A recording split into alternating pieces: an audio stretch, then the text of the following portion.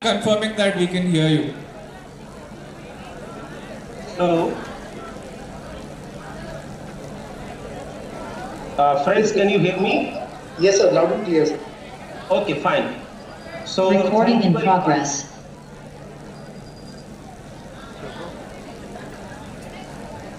So thank you very much and good afternoon, everyone. Padma Shri, Mr. BVR Mohan Reddy, Ms. Sumitra Tyagarajan, leadership team from Street Course, invited business leaders, HR leaders, National HRD Network leadership team, faculty members, students, ladies and gentlemen. A very warm welcome to all of you to this conference. In fact, first of all, I would like to compliment the Young Talent Council members for having taken this initiative and organized this conference. The topic of the leadership conference today, which is Leadership Potential Unleashed, Building Tomorrow's Workforce in a Digital World. I can see this coming live in reality today for two reasons. Number one, it is the Young Talent Council members who have taken this initiative and who have brought this to reality. And this has happened just in a couple of weeks' time, and therefore, all the YTC members, leadership team members of Young Talent Council deserve a big round of applause from all of us. Number two, the topic also talks about potential unleashed, building tomorrow's workforce in a digital world.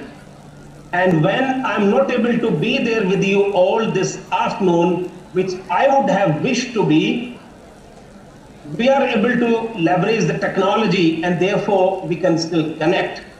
And I'm so happy that we are able to witness the unleashing of potential of our youth and also experience the power of technology. So my compliments to everyone involved in this conference. Now, talking about the substantive aspect of India at 2047. Friends, the call of Viksit Bharat by 2047 is something which is extremely inspiring for all of us. And at National HRD Network, as leadership team, we took the initiative to organize a deliberation, one-day-long vision workshop as to what it means for National HRD Network and what it means for human capability development within India, and what is the role that National HRD Network can play towards Viksit Bharat by 2047. So clearly, one thing is becoming absolutely crystal clear, that if India has to become a developed country by 2047, it is the people prowess, it is the human capability that has to play out. And I'm so glad that National HRD Network is taking a number of initiatives towards this cause, and many of those initiatives are being spearheaded by Young Talent Council. Friends, let's look at what's happening around us globally. So what we are witnessing is there is quite a lot of disturbance around us. There is a conflict in Gaza happening. There is a conflict in Middle East happening. There is a conflict between Iran and Pakistan that is taking place. There is a trust deficit with the largest supply chain of the world, that is China, and therefore large number of companies are talking about China plus strategy. Against this background, India is shining very well. India is a growing economy, large economy, stable government, stable environment, growing at 7% plus points, which is extremely high in the current scenario.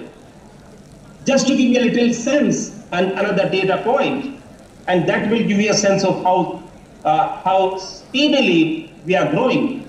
You see, after independence, India took about 60 years to become $1 trillion economy, 60 years.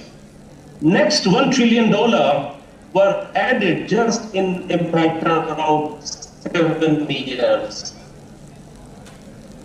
And we became $2 trillion. The next $1 trillion, which is the third trillion, and the next one, which will make us $4 trillion economy, is just happening within 3.5, 4 years. And it is estimated, my friends, that by 2034, India would become a $10 trillion economy. So that talks about the pace, the speed at which we are growing as a country. And that presents enormous number of opportunities to the youth of our country. Another good news, my friends, and this will be a moment of celebration and joy for all of you. You see, against many other countries, against many other economies, which are either degrowing or being very moderate in terms of their growth, and where the population is also aging, in our case, in the case of India, India will continue to remain a young country for many, many years to come.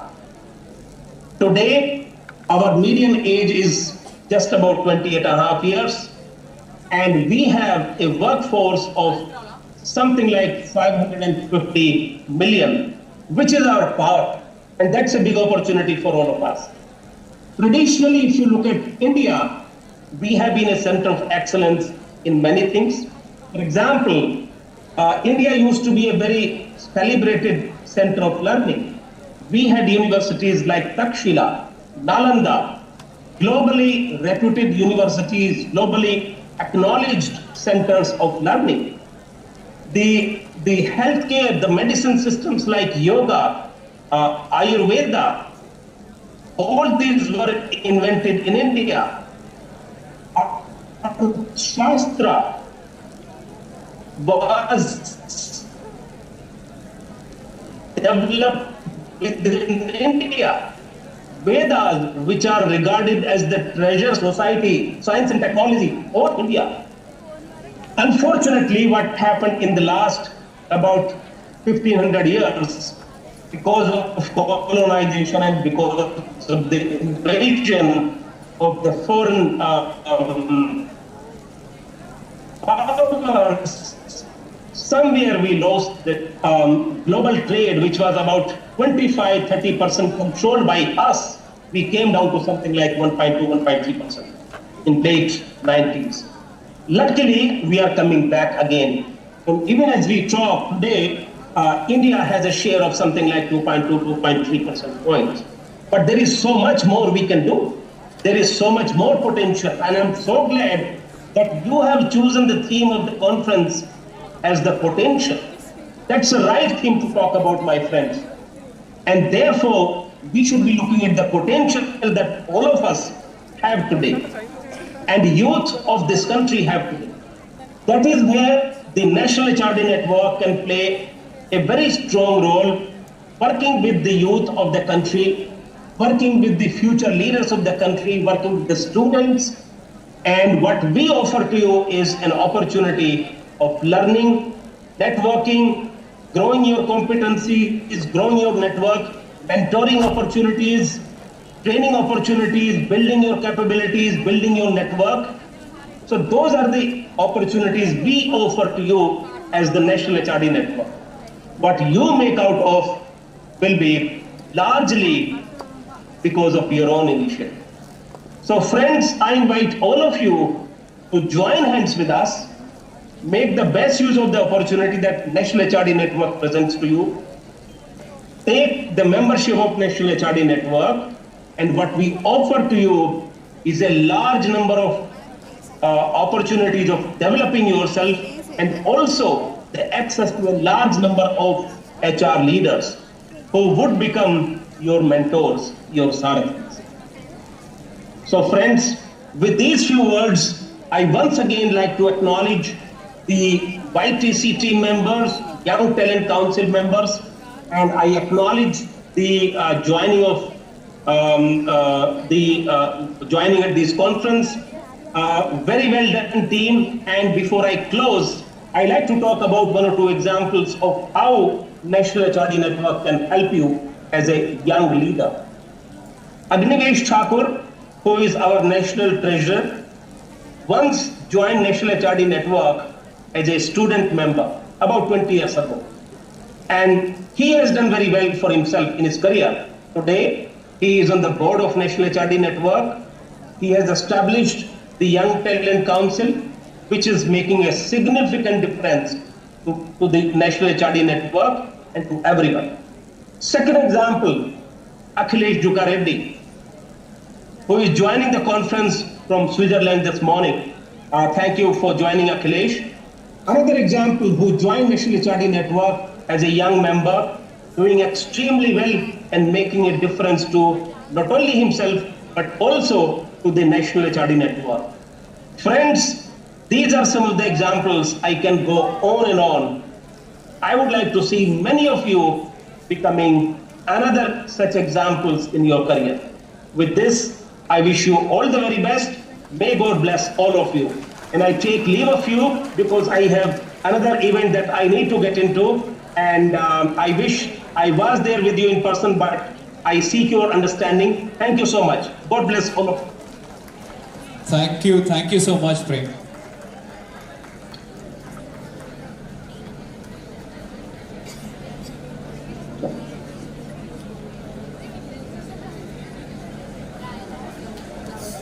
Yes, finally I get a chance to talk. CMR College! Firstly, I would honestly say this, right? Whenever there is someone talking, it's so important to give that person respect, and the way you guys have just done it, amazing. Amazing. Big round of applause to all of you sitting here. You can do whatever in the college, outside college, but if there is a senior leader talking and if this is the respect that we're getting, amazing. Firstly, a lot of you will have a lot of questions on what this conference is, what student leadership summit is, and a lot of other questions, right? Monday afternoon classes were there, but suddenly this came into picture. Half of them said, okay, interesting conference. They came, half of them in the last benches. Are they listening? Sweet. Anta chinnar pindu koncham, please. Right? But I would want to tell why this is important, right? Like I said, my name is Pranav and I work as a senior HR for Hyderabad. I do a lot of other stuff as well.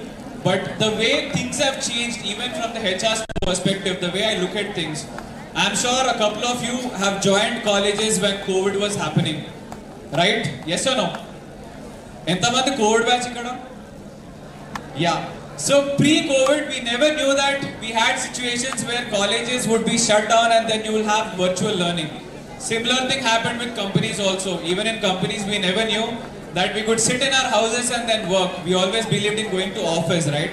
So all I'm trying to say is the world is changing left, right, center, and it is extremely important not to just have classroom knowledge, subject knowledge, that is equally important, but more than that, it is so damn important to have soft skills. And I think these conferences that we're trying to do, Streetcause, NHRDN, along with CMR in collaboration, are all talking about how things are changing in real life and how you as students can adapt to all of these things. One of the prime things that we've been stressing always in Streetcause and NHRDN is about leadership, right?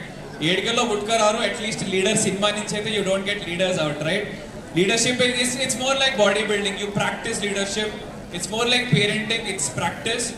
It's not necessary that everyone wants to be a parent, or it's not necessary that everyone has to be a parent, but it is one skill that can be practiced. And any given day, right now I'm sure a couple of you are serious about this, a couple of you are just here to know what is happening, but once you guys get into your fourth year, trust me, we HRs are very important for you guys. Things will change, direction will change, and every person needs a job. And what it takes to get a job is what we're going to talk. How things are changing in the current world is something that we're going to talk. And I would request you guys to just focus. Take your breaks whenever needed in the middle, but whenever you guys are listening, please ensure you focus, because what we're talking is not classroom knowledge, but it is real-time experience that is being told by a lot of HR leaders and other business leaders that are coming down. Right?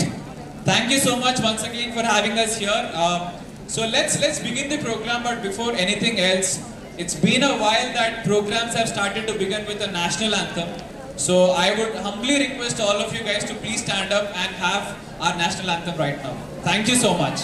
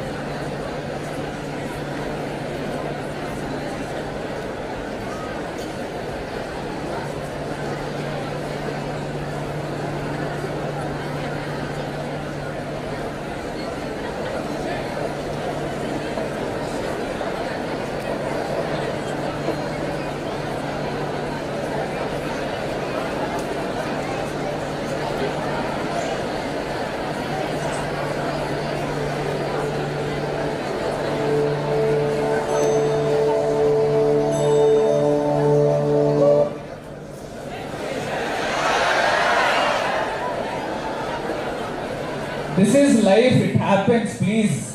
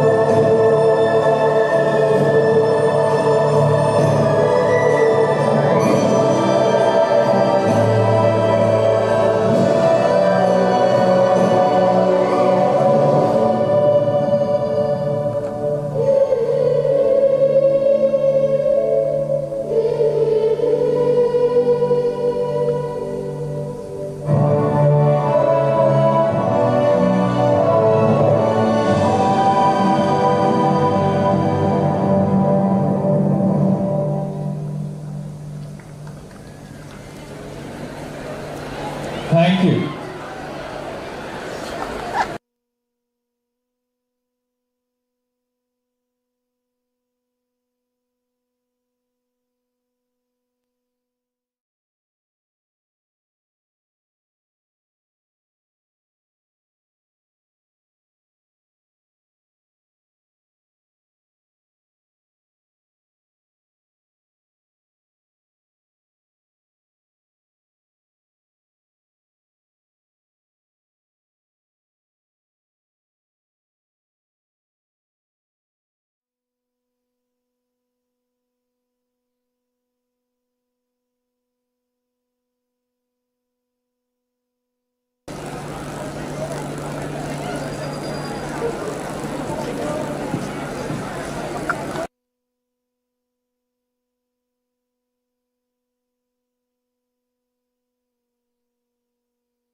Good afternoon to everybody present here. Thank you so much folks for making it on time, and it's just lovely to see the auditorium filled with all the student leaders. Good afternoon, I am Shruti. I'm the current CEO of Streetcars. Who all know Streetcars here? That's it. Nobody else knows Streetcars. Anybody from Streetcars CMR? Absolutely. Today is an amazing day for us. Streetcars is very delighted to bring 15,000 people plus together.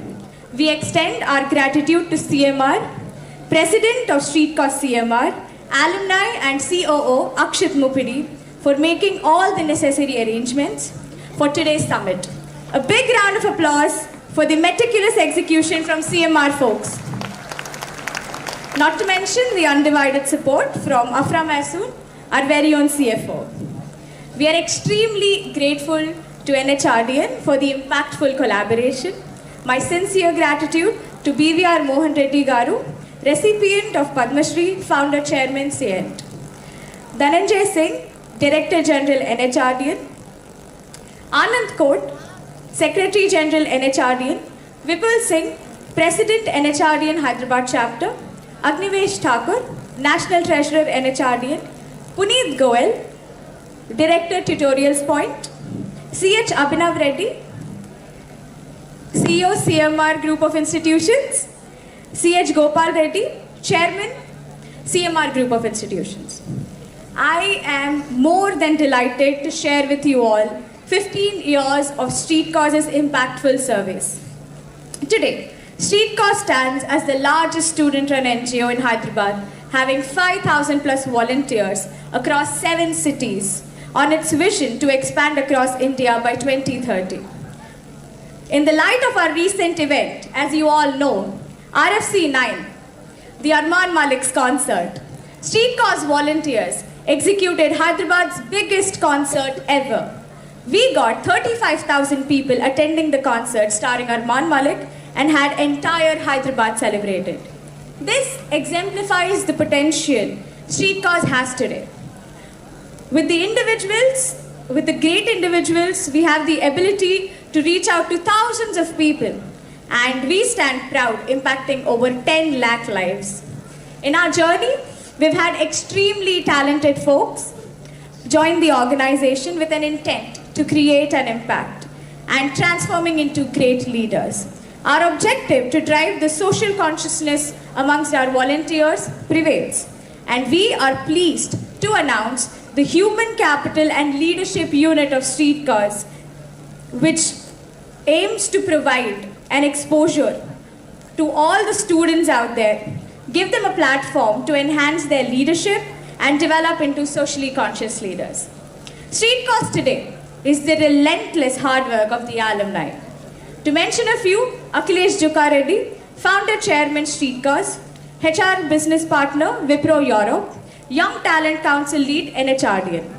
Mitesh Lohia, Permanent Chair of Streetcars, Managing Director Lohia Group of Industries. Shravya Reddy, Permanent Chair of Streetcars, Chief of Staff for Rapido. Karthik Sutrave, Permanent Chair of Streetcars, Founder CEO of Zobase. Snigdha Talupalli, Permanent Chair of Streetcars, Senior Executive Member, Placement Cell XLRI. Alok Jaiswal, Permanent Chair of Streetcars, Head HR at Pixelwide. Meghna Rao Machada, ISB Alumni, Governor-in-Chief of Streetcars, Brand Manager at Mensa Brands, YTC Member NHRDN. It doesn't end here. Streetcars alumni, Khaja Faisal and Fayaz have worked on space research in Spain and now in Abu Dhabi. Streetcars is very proud that we give corporates the best of the leaders. And I'm very, very humbled that Streetcars' leadership, like I said, is prominent in NHRDN. Thank you so much.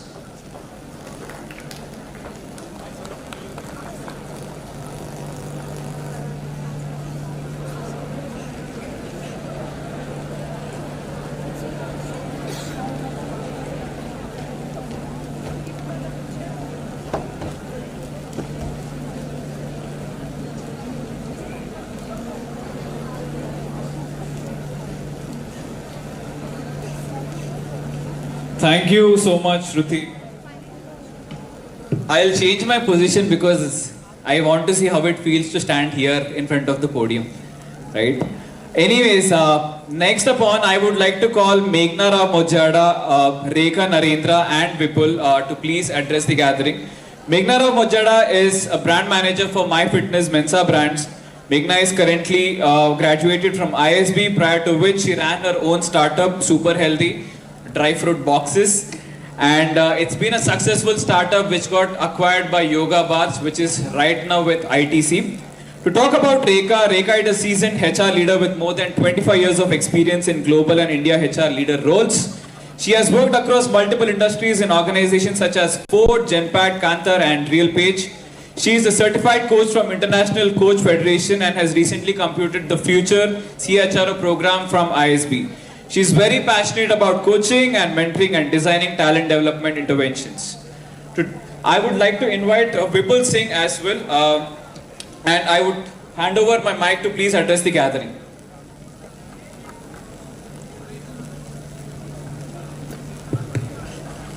Hi. Hi everyone. I'm not getting the same hi that he got. That's not fair. Hi. That's better. Much better. Okay, so Meghna, months, weeks, hours of planning, designing, conceptualizing this entire conference, thinking of who all need to speak, the topics. So you must be super excited, right? Why don't you just share with us quickly what is the plan for today and what are the topics that are getting covered? Sure, Rekha, thank you. In fact, this has been 2 months of hard work that we have been putting in. So today's theme is Leadership Potential Unleashed, Building Tomorrow's Workforce, that is you, in the digital world. We have 3 sessions that have been planned for today. Session 1 is how do I be a digital first leader and how do I upskill myself.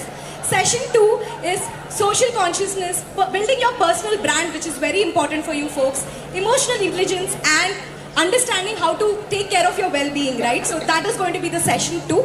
Session 3, where 12 selected students will be on stage and ask questions, how do I become career ready? How do I become future ready? So this is the plan that we have for you. So Rekha, what do you think? What will students get from today's session? So Meghna, I'm actually thinking of my daughter right now. I have a 13-year-old daughter. And when I look at the way she does her homework and the way I used to do my homework, there's a world of difference, okay? I used to go to the library, do a lot of research, and all of that. And she just needs to, at a click of a button, get all the necessary information. You have AI, you have ChatGPT.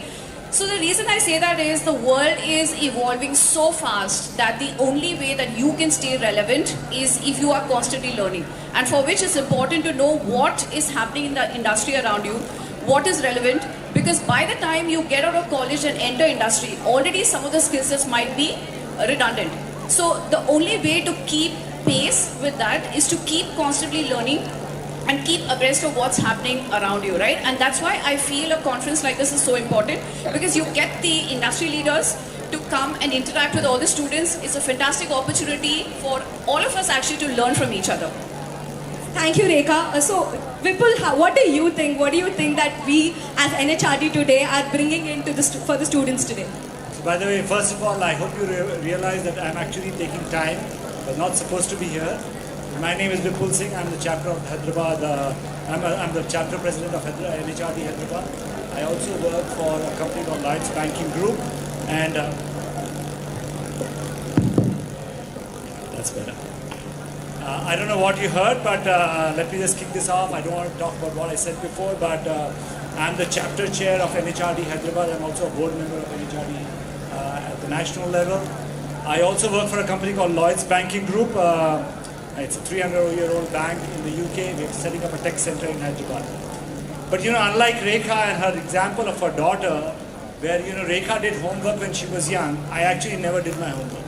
So there's a little difference between Rekha and me. So I really, when I see Vihanu, who's 17 years old, do his homework, I feel the same way the way Rekha feels, because I feel it's a lot more difficult because you have a ton of information that is existing. So what really needs to be done, and what everybody who's going through an education system needs to go through, is how do they focus, how do they only get what they want to, and how do they not really get distracted from what all is available. And distraction can be of many forms. It could also be positive and it could also be negative distraction. So today's conference, as I hear, actually I'm here to learn from people like, some of my fellow panelists and some of the people that I know from the industry on what their experiences are, and I'm sure that you all will learn too.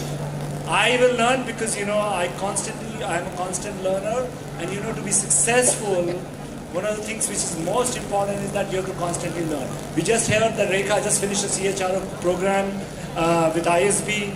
My wife just did it. My nephew who's in the room somewhere actually just finished his education along with my wife. The difference is only about 30 odd years.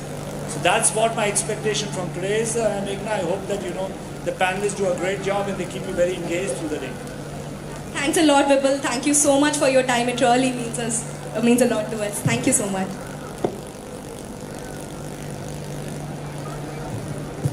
And go, whenever you like something that is being said on the panel, you guys should hoot actually. It encourages a bunch of people. So I get it that you all didn't like what Rekha and Meghna said and you liked what I said. Thank you.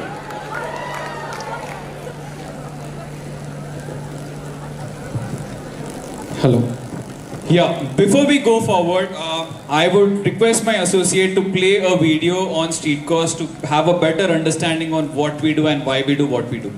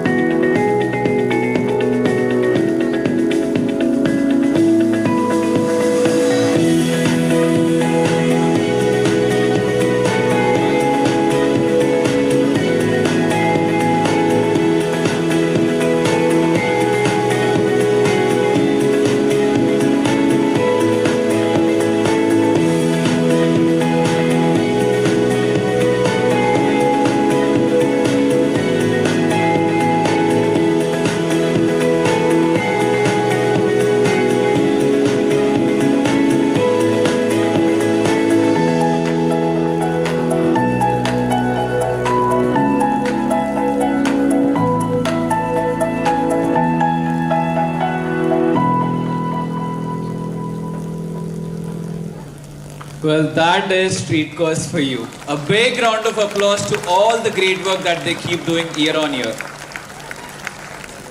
I would now love to invite Mr. Dhananjay Singh to speak about NHRDN and the YTC initiatives. Dhananjay Singh is the management professional responsible for strategic planning, change management, board collaboration, regulatory compliance, leadership development, stakeholder engagement, and new initiatives of National Human Resource Development Network. He has previously worked All India Management Association as the manager and a social worker with core competency of working with the people and developing collaborative people power. Welcome to you, sir.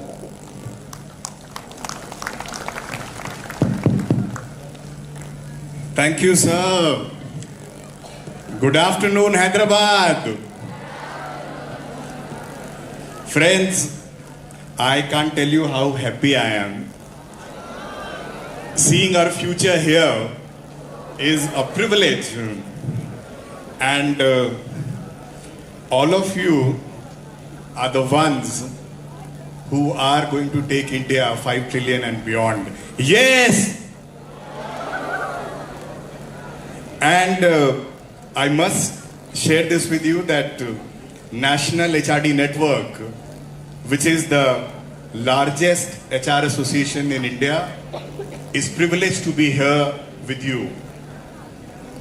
We have our National Secretary, Anand Kot, Agnivesh Thakur, National Treasurer, Dr. Vipul Singh, from Zurich, Akhilesh Zukareddy, our Head of YTC, Meghna, Akshay, Tarun, all YTC members. We all feel that you all are the reason and source of our energy, and if we are able to contribute to your growth, your success, it will be a privilege for us. We have a very special guest, Puneet from Tutorial Point. Thank you, Puneet, for being with us, and the collaboration with him will help us to further accelerate your learning journeys. So our Young Talent Council, which is meant to lead on various initiatives which National HRD Network believes require the energy, the commitment of youngsters. And this team, in fact, you will be happy to know, Agnivesh Thakur in our previous board also was the head of YTC, and this year he has developed a team under the leadership of Akhilesh, which is doing wonders. And there are various initiatives which YTC has taken charge of, whether it is campus to corporate programs, just to invest their time of professionals in building the future skills which are required by you all. Whether in your entrepreneurial journeys, whether as a corporate manager or a social leader, they are investing their time and efforts to build your skills. They are also focusing on how to leverage technology and how to bring together subject matter experts who can be with you and they can interact with you. Like today all of you have the opportunity to interact with the best of the best managers who work for great organizations, multinational companies, and you can direct your questions to them, and they are here to help you out to solve the puzzles of life. YTC is also focusing on 2047. NHRDN is among the first of the organizations which did on 28th of October last year, 2023, a vision workshop that how when India will be at 100, what will be our future? Our future means your future, our collective future, and how we can serve our motherland, humanity in much better way what we have done till now.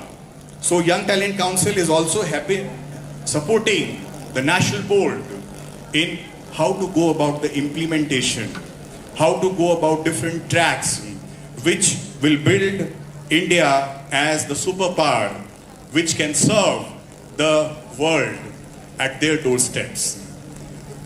Our Young Talent Council is also focusing on research, mentoring services, and all these services are meant to serve each one of you. I will urge all of you to utilize this opportunity, and I must compliment CMR Institute for taking this lead.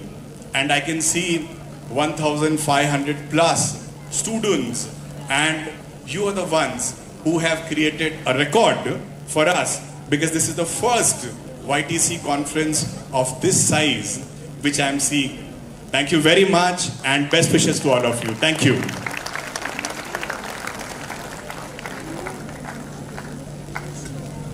Yeah, thank you so much, Dhananjay.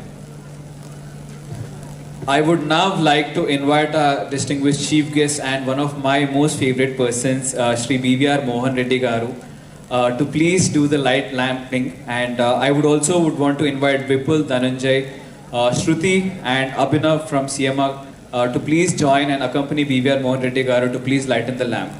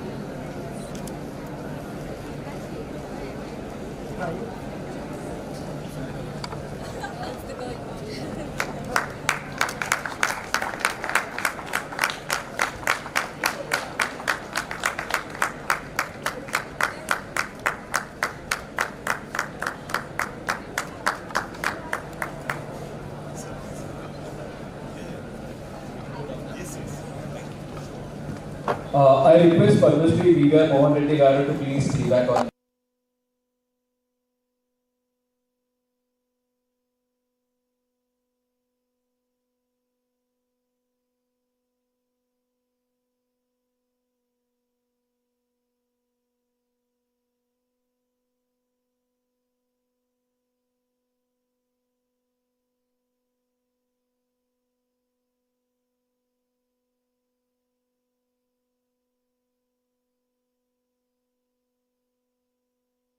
Subsequently worked with Miko Bosch, HCL and OMC Computer Limited. At the same time, while I was talking to his associate, he was saying that Sir is very much interested in bringing up student leaders and he's so much into entrepreneurship. So I request Sir to please address the gathering.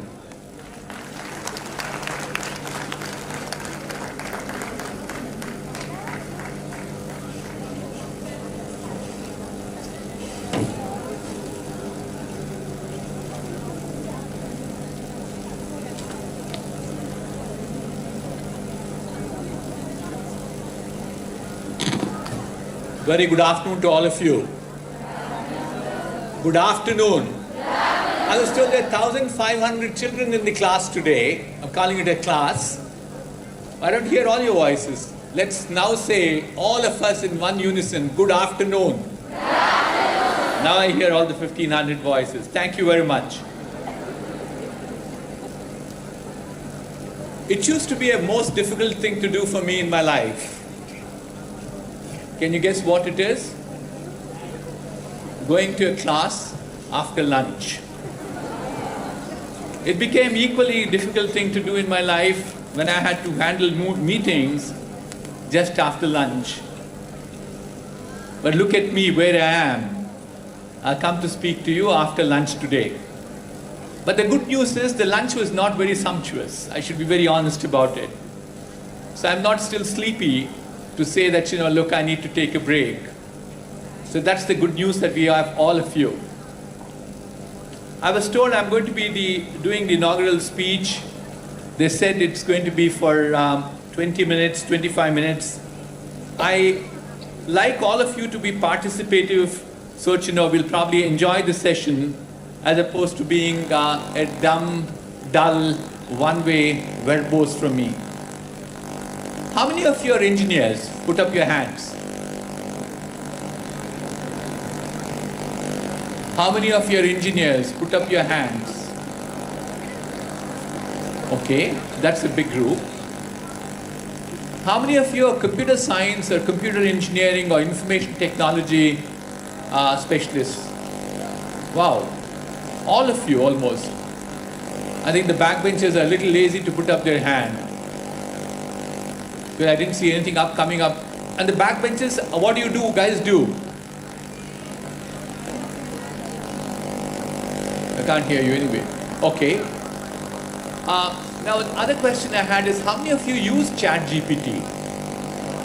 Wow. That's wonderful, absolutely. I'm so thrilled about it. Good. So, which means that you're all current in terms of technology. So, what they gave me as a topic for speaking this afternoon, it's a mouthful. It says, Leadership Potential Unleashed, Building Tomorrow Workforce in the Digital World. That's the topic. As I said, it's mouthful. So let me start off with, it's all about leadership potential being unleashed in the new digital world. So let me start off with the digital world. See, we can have only one conversation in this room. May I request people to just have one conversation in the room? Okay. So let's talk about the digital world. So we just now heard a substantially large amount of you use ChatGPT. What is ChatGPT? It's basically an AI tool which came just out of the blue for all of us to use. If you look at this word called AI, artificial intelligence, it is not new. It was there for a long, long time. I used to work with a gentleman called Dr. Raj Reddy. Raj is a PhD from Australia way back in 1961. Sorry, his PhD is from Stanford, 1961. And what was the topic on which he did? Was on speech recognition. That is an AI tool too. But if you look at AI in the commercial environment, what happened is that we saw AI started making foray into the commercial world way back in the late 90s, 96 or so, when we started seeing two things which were becoming commercial applications. One was speech recognition, and the second one was handwriting recognition. But that is considered to be the start point where we will call it as 0% efficiency of a human being.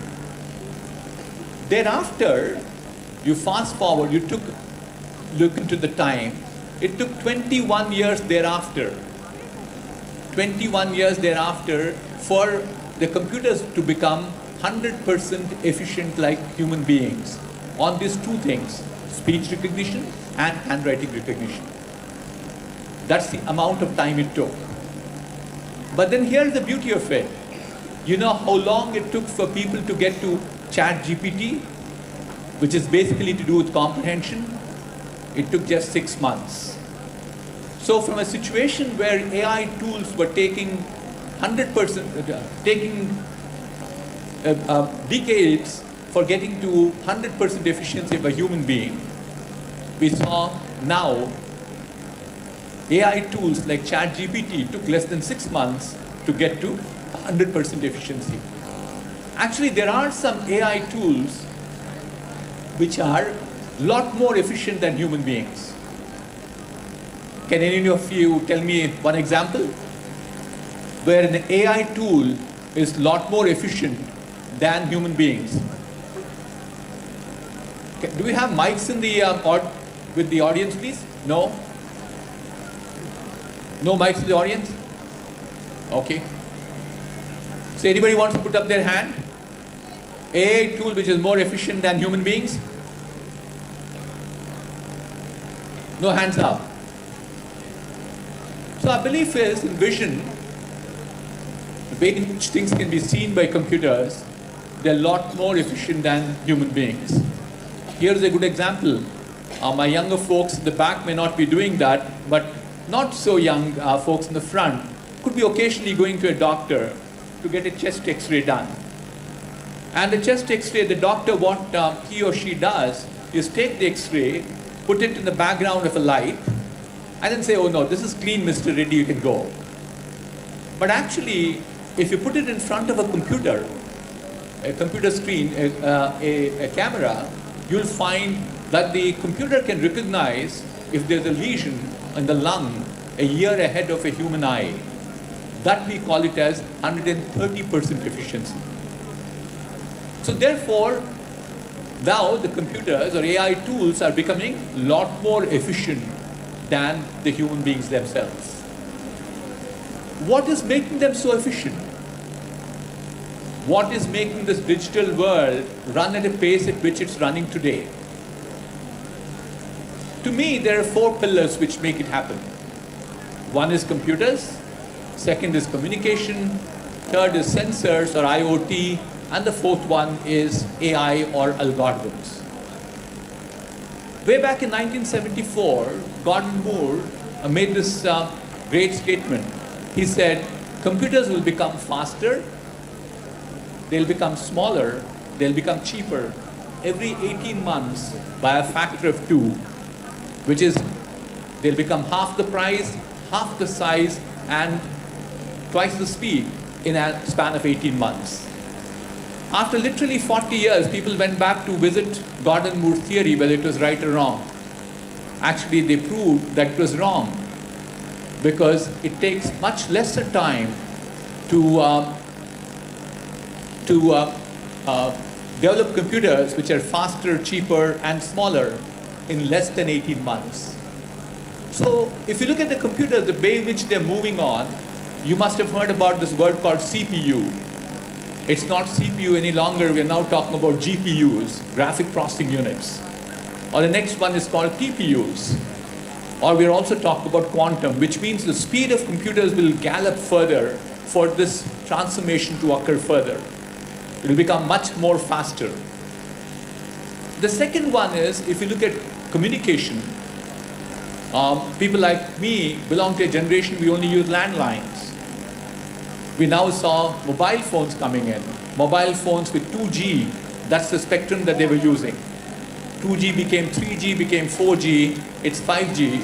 And if you come to a campus of mine called IIT Hyderabad, where I serve as the chairman of the board, we'll talk about 6G.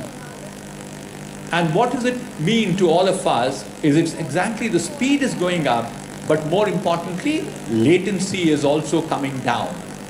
Which means applications which were not possible in the past are now possible through the communication network. I'll give you an example. We talked about telemedicine at this point of time, which is primarily teleconsulting, doctor on one end, patient on the other side. That's no-brainer. But now that we are doing what is called as telesurgery, which effectively means that there could be a digital twin of the patient in front of a doctor sitting thousands of miles away, moving the stylus on the digital twin, but actually on the patient there's a knife moving. And if there is a bleed, you could cartridge in less than a millisecond. So those are the exciting applications you'll see with the speed of communication going up as well as the latency coming down. A third one I said was all about the sensors, or they're called the IoT, Internet of Things. What's happening with Internet of Things is these used to be ugly looking large devices, but they are becoming smaller, faster, cheaper. So how many sensors did God give us? I like to make this interactive because people are in their own conversations at this point of time, but they don't have mics with them. Okay? Let me move on quickly then. So God gave us 5 senses. The ability to see, the ability to feel, the ability to taste, the ability to smell, and the ability to hear. Right now, our belief is in all these 5 senses, the computers are getting as close as possible as the human beings do. And I gave you an example where it can even do better than the human beings in terms of vision. So, but these sensors, which are actually sensing this information across, are also putting lots of data. And the data is like oceans of data is what we call them. They are not teraflops, they're next level to a teraflop is the type of data that's going in. And on this data you apply AI, it becomes artificial intelligence. And that is how the whole world is progressing. So with this connectivity that's happening at this point of time with communication, with AI running on the background, with the ability to have computing power which is in-premise, on the cloud, everywhere, the sum total of it is what we never saw as applications are being done now. So please do not therefore think that the applications for computers are limited to computers itself, and computers are limited to a corporate information system itself. That is how actually this thing was called information technology. But it's not anymore information technology. It's now technology which can help human beings in making decisions online in real time. That's what technology is doing. So the end result, what we are finding is that today technology has become all pervasive in this digital world. It is no longer that it's limited to any specific field. You give me an area which is healthcare, education, or it is transportation, logistics, you name them. Even in education at this point of time, we have applications where computers are helping us in terms of making sure each one of you, depending upon the pace at which you can learn, we can create an individual learning path for you. So there are humongously large changes that are happening in the digital world. So I'm sure some of you understand this, that if we were to keep pace with this change, what do we need to do is the next question that comes. That's all about unleashing the potential of leadership within you. The pace at which the change is happening at this point in time, to keep pace with it, our belief is 1 degree will not be good enough. And 1 degree is not sufficient enough. You all think that, look, I got my bachelor's degree, that's end of it, all of it. Now, even where I am in my life, I like to learn every day because the new things that are coming in. So the first thing, if you truly want to become a leader in the new world, in the new digital world, is that you need to be a continuous learner. Continuously you upskill yourself, reskill yourself. That's the first trait I would say. The second one is that you cannot move away from technology. You cannot keep yourself away from technology because technology will play such an important role in our lives. You can't say that, look, I'm going to be away from technology because it doesn't interest me, then you're away from real life. And so therefore the second one is embrace technology. That's what you need to do. A third one, which I think is equally important, is the ability to communicate with others. Because you have now, you're reading, learning, knowledge is coming to you, but you have to translate that knowledge to others too. So you have to communicate well.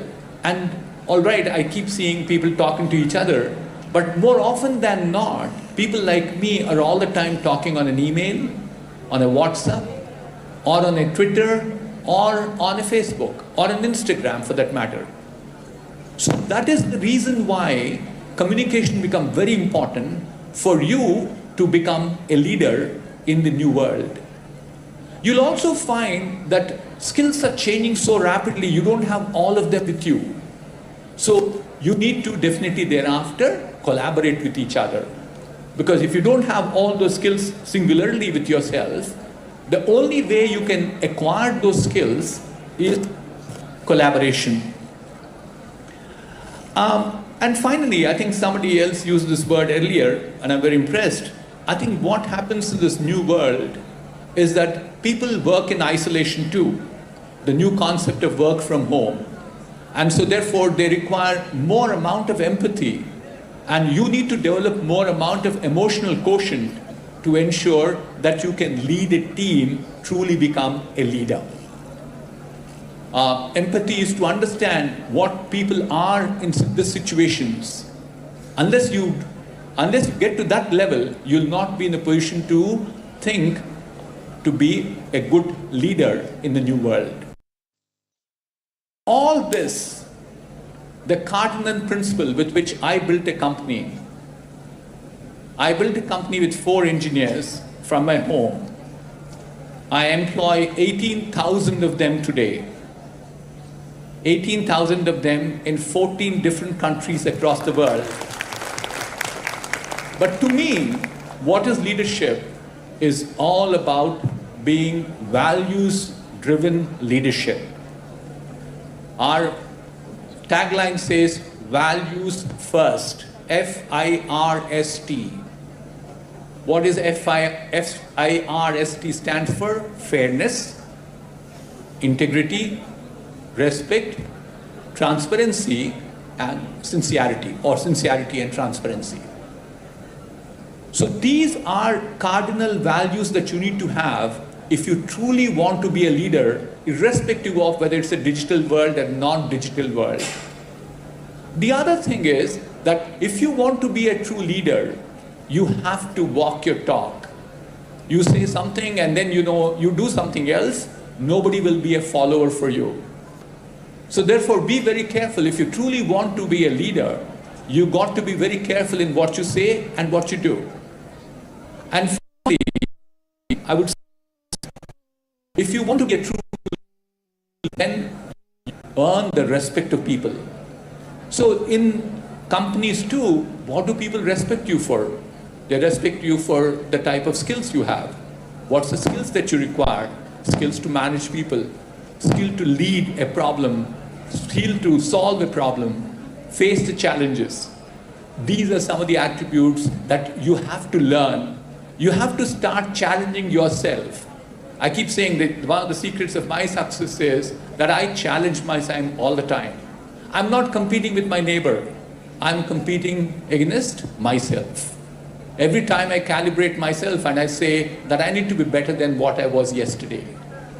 What I did today, I have to be definitely better next time.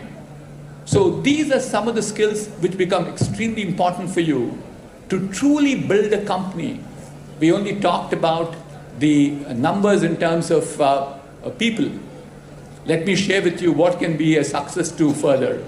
I started this company with 20 lakhs of my money. How much I did it start off? That was 20 lakhs of my money. I now have 2 companies, which are both publicly listed companies. These are therefore in the open information. These 2 companies together are valued at 30,000 crores. For a seed money of 20 lakhs, you can build, thank you, I'm good, thank you. You can build a company which is as large as 30,000 crores. So to me, the digital world of the future holds lots of promise for all of you. At times I keep joking with people that I wish I was born now, because I was born at a time but technology was not the same what it is today. With the technology comes lots of opportunities. What you need to do is to grab them. What becomes an extremely important thing for this nation at this point of time is job creation. Don't become job seekers, become job creators, which means I'd like to encourage every one of you to become an entrepreneur. If you're an entrepreneur, then you can achieve many things. We said we create employment, we created wealth, we created innovation, we supported the society in many ways. So therefore, my last message to you, through your leadership and as you grow to become leaders of future, think about becoming entrepreneurs. Again, thank you very much to my good friends at the Streetcars for inviting me this afternoon. And thank you very much to all of you for listening to me. Thank you. Thank you so much, sir. Before we move on, we had a lot of questions from the crowd, but I'll just wrap it to one or two if you're interested. Yes, I am. But Sure. they were going to ask me. The first one being, you've recently published a book called Engineered in India, which talks about entrepreneurship. But what's your favorite lesson from that book? The biggest favorite lesson of mine is you need to be all the time driving yourself for excellence. Whatever I do in my life, I have to do it better next time. It could be small things, it could be big things. If I got 78 marks in the class, next time I said, I need to get at least a mark more than this. I'm not worried about who gets more marks than me. So if I perform well, we said, you probably added 1,000 people this year. We said, let's add a few more next year. So therefore, you have to benchmark yourself and improve your own performance. That's what, and it's not anybody else doesn't require to do this for you. You don't need to get trained about this. It's one simple thing called your attitude. If you have the right attitude, you can excel. And that attitude is within you. You just need to flip and say, I will be the best from now. That's all the message. Thank you, sir. The second question being, in the last 2-3 years, AI has taken over a lot in terms of the jobs. Now, if you talk about content writing or video graphics, it's done by ChatGPT or Sora, a lot of other AI technologies. While there is a mismatch between what is there in the syllabus versus what is there outside in the world, how do you think, and this is from all of them, how do you think students have to upgrade themselves and ensure that their jobs are guaranteed in terms of the other technologies that are coming into picture while having the core in place? Sure. Good question again, whoever has asked it. Certainly what we will see is enormous amount of transformation that will happen. Nothing is steady at this point of time. You'll see newer and newer technologies will come by. You should not get worried about them. I have this, people keep saying, oh my God, AI has come, it'll take away jobs. Actually, it'll create more jobs. You might say, Mr. Reddy, how many jobs did IT industry create? I think the challenge is, it's in this transition. Actually, in companies like us, there are more open positions than we can recruit at this point of time. So there is lots of opportunities that will come by because of newer technologies. And so don't get at any point of time threatened. I got this very classic example of a picture which was taken from a tower in New York. The picture is about Fifth Avenue. That's a street which is a big famous street of New York in 1907. What does the street have? It is full of horse-drawn buggies and a horseman associated with it. 10 years later, from the same vantage position, somebody took a picture of the same street. What did it have? It had all cars except for one or two of those buggies. I keep challenging people, we did not kill the horses, nor the horsemen died because of starvation. What did the horsemen do? They reskilled themselves. They upskill themselves. So constantly there's a need for you to upskill. So don't also get carried away that right now there are these 8 headline newses about top digital skills and I get you to get trained on them. Certainly yes. But that's not it. What's more important is you need to have the attitude to constantly learn. That becomes important. It's not important what you have today with you because that will very quickly disappear. What's more important is making sure that you learn the new skills as they appear in the horizon. Thank you, sir. Thank you so much. I request Shruti Chandra and Vipul Singh to please present a memento to this.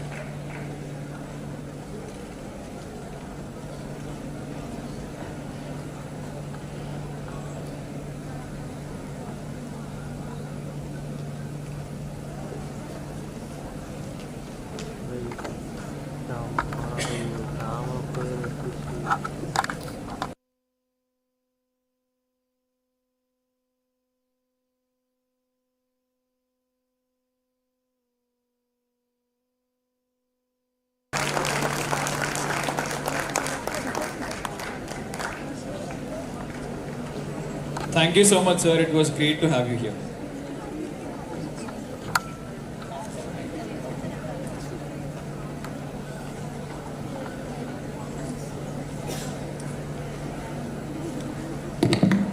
Before we move ahead, I request all the gathering to please maintain the decorum of this particular panel session. I'm sure you guys have been great audience so far, but there had been one or two instances where we see people talking. We've invited great leaders for a reason, and it is for you guys. So I genuinely request all of you to please maintain the decorum. Right. Quickly moving on, we would start the first panel discussion, which talks about being digital first leaders. How do I upskill myself? Now, I see that a lot of you are obviously college students, and it is very much required in terms of learning. How do you upskill yourself? So moving on, I would like to invite Kapil Takapalli, the moderator for this session, Dr. Vipul Singh, Sumitra Tyagarajan, Srini Woodmula. To talk more about these distinguished guests, Kapil is the Director of Human Resources at Providence, a leading US healthcare company. He is curating the employee experience at Providence and is passionately curious about how people think and work. Dr. Vipul Singh is currently the Senior Vice President and Head HR Communications at ADP. Vipul Singh has more than 25 years of HR experience in information technology services, telecom and customer durables industries. Vipul has led multiple organizations and provided strategic HR and marketing communications. Sumitra Tyagarajan, who is working with Invesco as Global Head. I think somebody, Meghna, messed up with my resume, I think. I left ADP about 6 months back, a great company. I spent about 13 years with them. I now work for a company called Lloyd's Technology Center. I head HR and places for them. Very similar job to ADP, but Lloyd's Technology Center, like I said, it's a 300-year-old bank. My LinkedIn doesn't change. And in ADP, I was known as Vipul Singh. Here, people call me Dr. Vipul Singh. That's the only change. Once a leader, always a leader. I'm so sorry for the confusion. Sumitra Tyagarajan, working with Invesco as Global Head for Investment and Distribution Operations, have over 25 years of work experience working across India, Middle East and Europe. Srini Woodmula, a seeker for new learnings by doing a risk taker, trying things that are not done before, believes age is just a number. Envies of the current generation, I think you all. Well, he's born 3 decades late. The operations and the exciting times of each one of you are going through. So welcome to you all. I hand it over to you.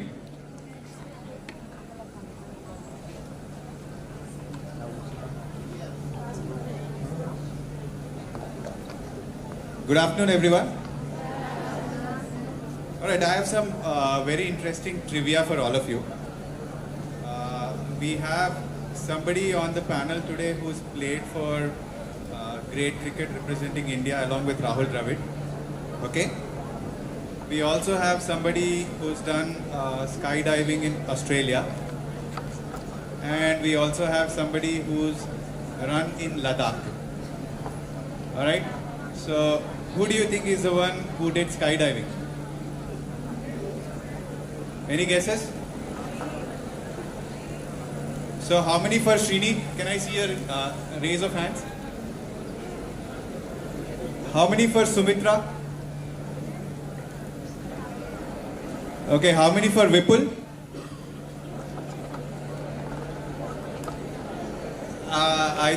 The person who's done the skydiving is Sumitra in Australia.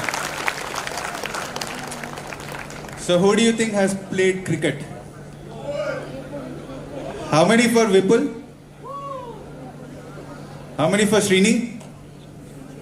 Okay, the right answer is Vipul. All right. And Srini, of course, ran in Ladakh. All right.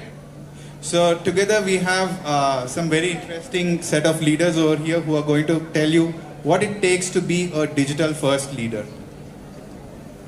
How many of you attended a class during the pandemic online? Right. Okay. My next question. How many of you have worked on a project with other team members online? Nobody? All right. How many of you used Instagram Live? All right. Okay. So we'll talk about what is the commonality between all of them, okay? So what's happened is during the pandemic, a lot of us had to change how we work. We had to rely on a lot of digital technologies like Zoom, Microsoft Teams, various collaboration tools, etc. to really work with each other. Although we were in the same city, we couldn't meet each other. So that really started a sort of a digital revolution, I would say, and hence the need for digital first leaders in today's workforce. So I'm going to start by asking Srini the first question, all right, since you are very close to me right now. So Srini, in your opinion, how do you define a digital first leadership, and why is it critical for some of these students who will be entering the workforce?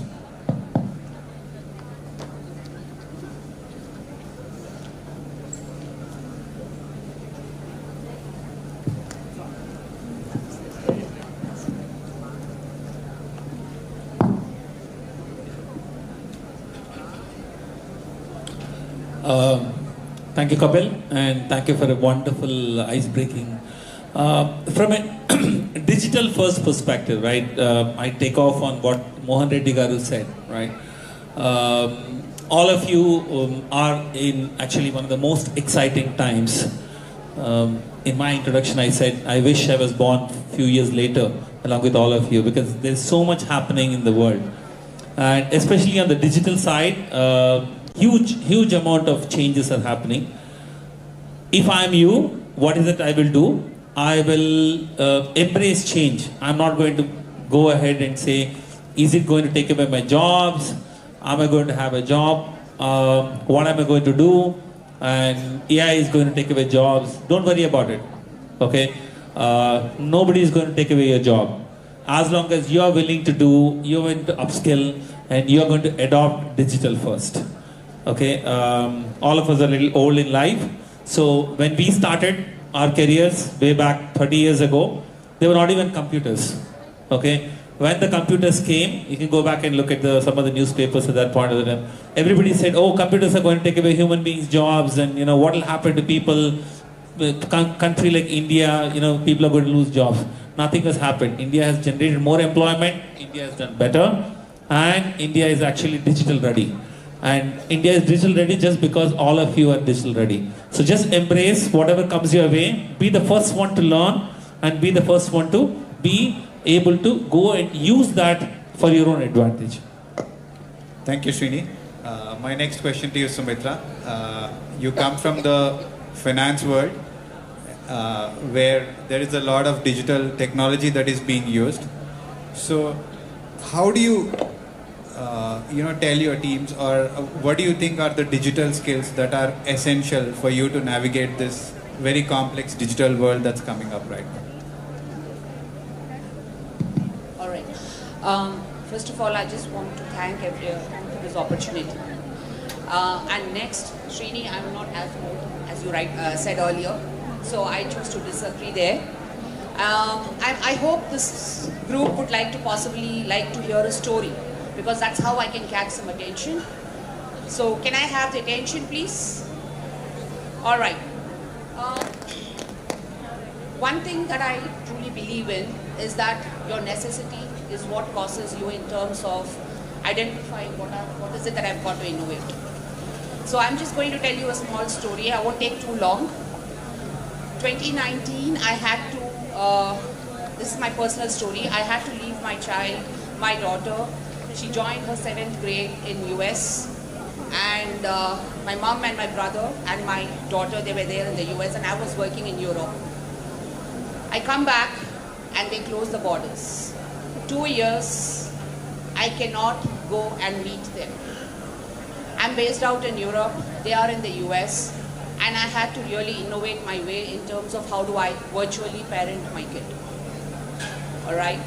And that's when, luckily, with WhatsApp, Skype, FaceTime, I was online all the time with her whenever there was a requirement. I used to do homework with her, study with her, as well as play with her. We found online playing games sites through which we used to kind of collaborate effectively and come together as a family. Even the Ganesh Chaturthi, I'll take that as an example. Even the Ganesh Chaturthi, I used to do the puja at my home, call them, video call, and the prayers would come along as a family. So I think the digital innovation has really transformed the life, but it is all about how do I start thinking above and beyond. All right? It is all about creativity. You need to be curious, you need to be self-aware. What do I want to do? You need to be continuously learning, and you need to have a strategic mindset whereby you're basically transforming your career, transforming your life with the changing needs which are coming through. But above all, you also have got to embrace the change. You have to get out of your comfort zone and make sure that I am ready for the change. And that's how I personally, in my team, in my business, we drive the innovation culture and also train them to embrace the change. Thank you, Sumitra. Vipul, I know you've been working with a lot of companies which have again pushed digital at the forefront. So can you share some examples of how you have personally upskilled yourself as a digital leader? Thank you, Kapil, and excellent story, Sumitra. Thank you very much for sharing that. I come from a background where I work for companies which were not really very, very rich companies. I work for great companies. I work for a telecom company with the Tata Group, then I work with Accenture, I work with ADP, and now I work with Lloyds. So the companies that I work for required a lot of control and a lot of process efficiency, because these organizations were very, very high from a compliance standpoint. The world's largest payroll company, the world's greatest payroll company, you can imagine if you do something from a compliance standpoint which is not technology driven, can go wrong. I work for Accenture after the whole Enron mess. So you can imagine if there's no technology, there's no digital, what will happen. And of course the Tata Group, and now I work for a bank. But that's one side of the business, but a couple of things which really drove my adoption of digital, my adoption of technology, and my adoption of wanting to be in touch with my people. I'm a very touch and feel, look and see a kind of a person. I like doing that, having a sports background. And when I started working, I started doing multiple, I actually would travel very, very often. And I would first do India, in which I was traveling to the US, and we were in different time zones. Then I started doing different countries. So then I had people in different teams, different countries, who were working for me, and I could not be with them at any point, at all points in time. So what really started happening is that we had to find ways and means on how do we connect, how do we actually see behaviors, how do we see emotions, and most importantly, how do we find a mechanism.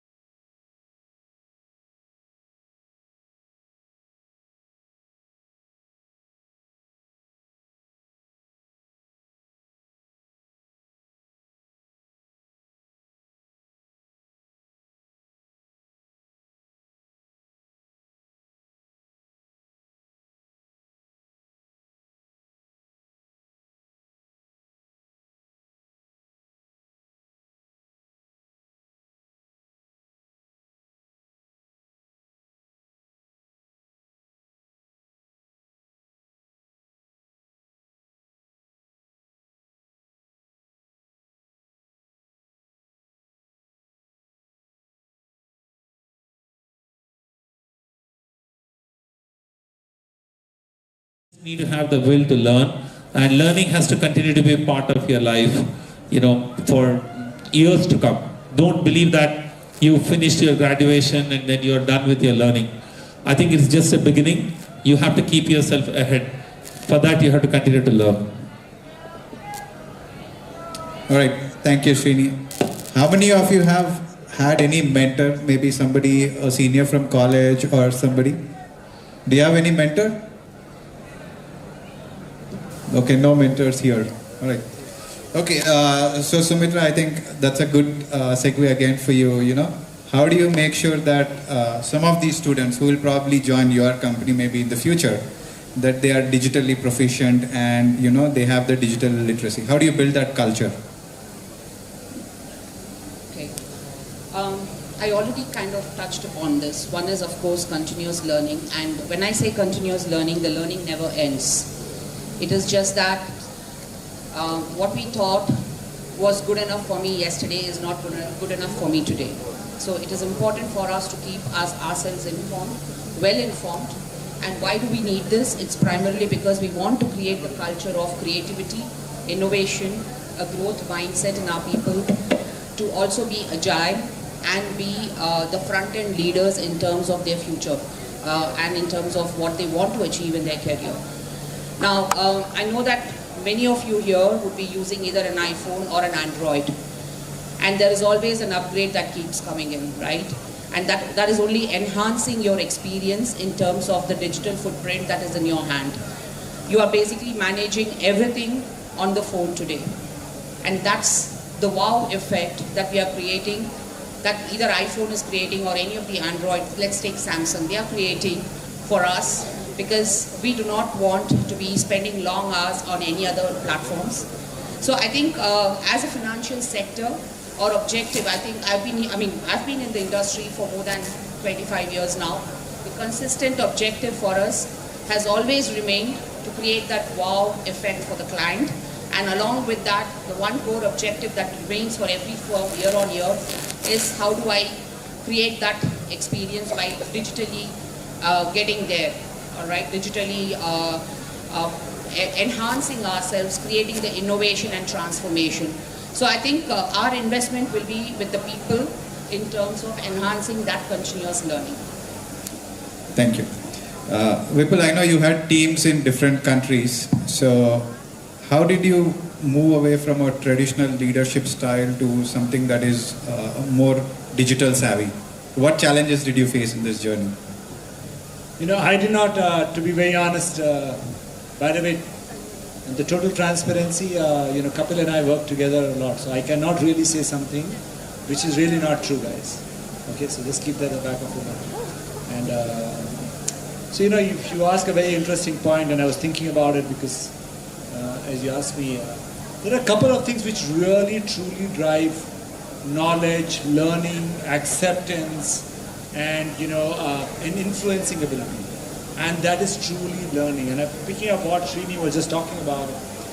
If you go back to the Maurya dynasty or to the Gupta dynasty, the kings never ruled the kingdom. Chandragupta was never really the leader of the kingdom. The leader of the kingdom was Chanakya. The whole ecosystem was driven by what knowledge that you had. So if you have the right set of knowledge, if you have the right set of learning, I think there will be a ton of people who will be running behind you. So you do not have to learn in a particular space. You have to have a horizontal learning across different spaces. You can be a really big expert in understanding how Formula 1 car runs. But of course you have to do your core very, very right. You can be a very good financial analyst and play big in the stock market and get a lot of respect in whatever you do, because you're actually leaning on something from a learning standpoint.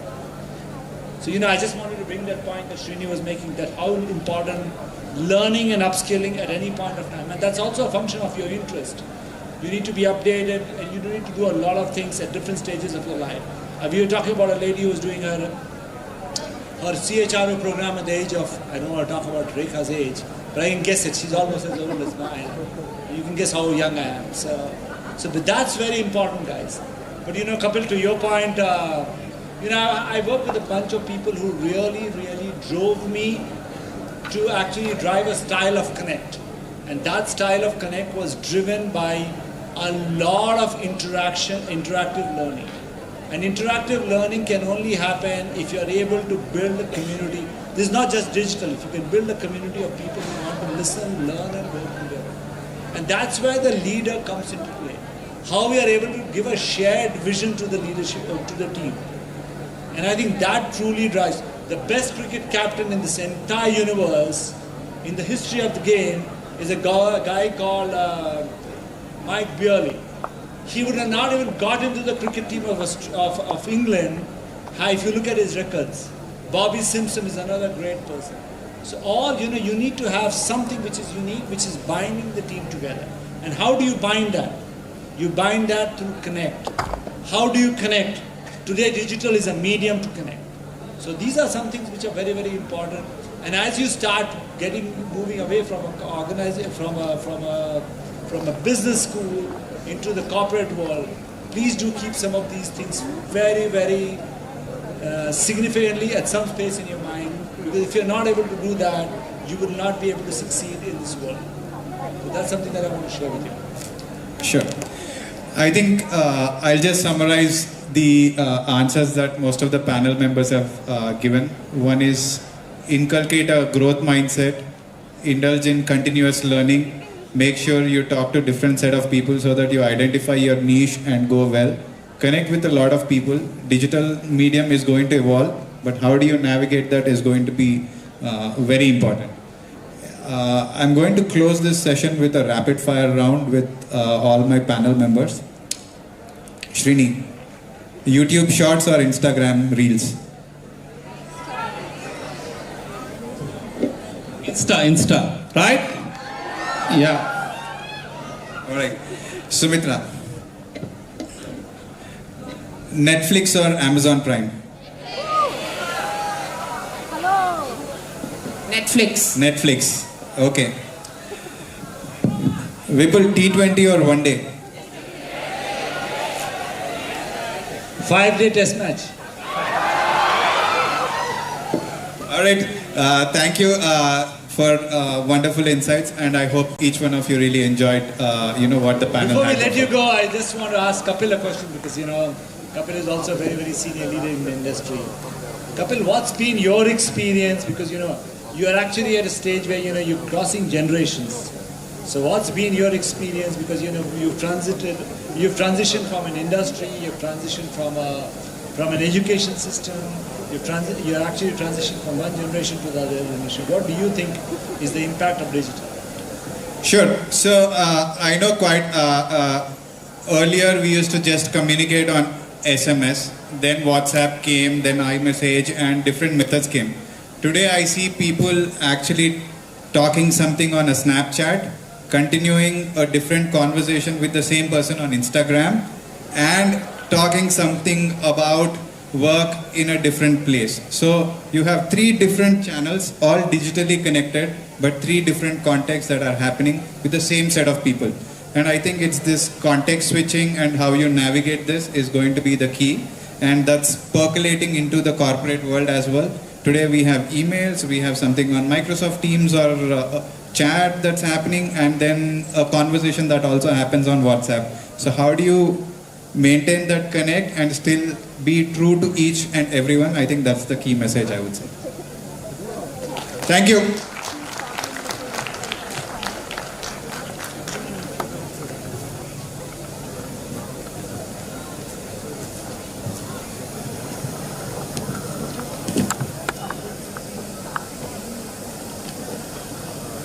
Thank you so much for the discussion, team. I just saw a lot of energy suddenly coming in when the rapid fire was going on, so we thought we'll do it with the crowd only. Right? So now you guys tell me so that we understand what is trending outside. Netflix or Amazon? Amazon Prime, what the? Okay. WhatsApp or Snapchat? Okay. But be loyal to WhatsApp also, huh? Online classes or offline classes? Okay. ఇంట్లో చేసిన ఆవకాయ అన్నం పప్పు చారు or outside McD food? McD?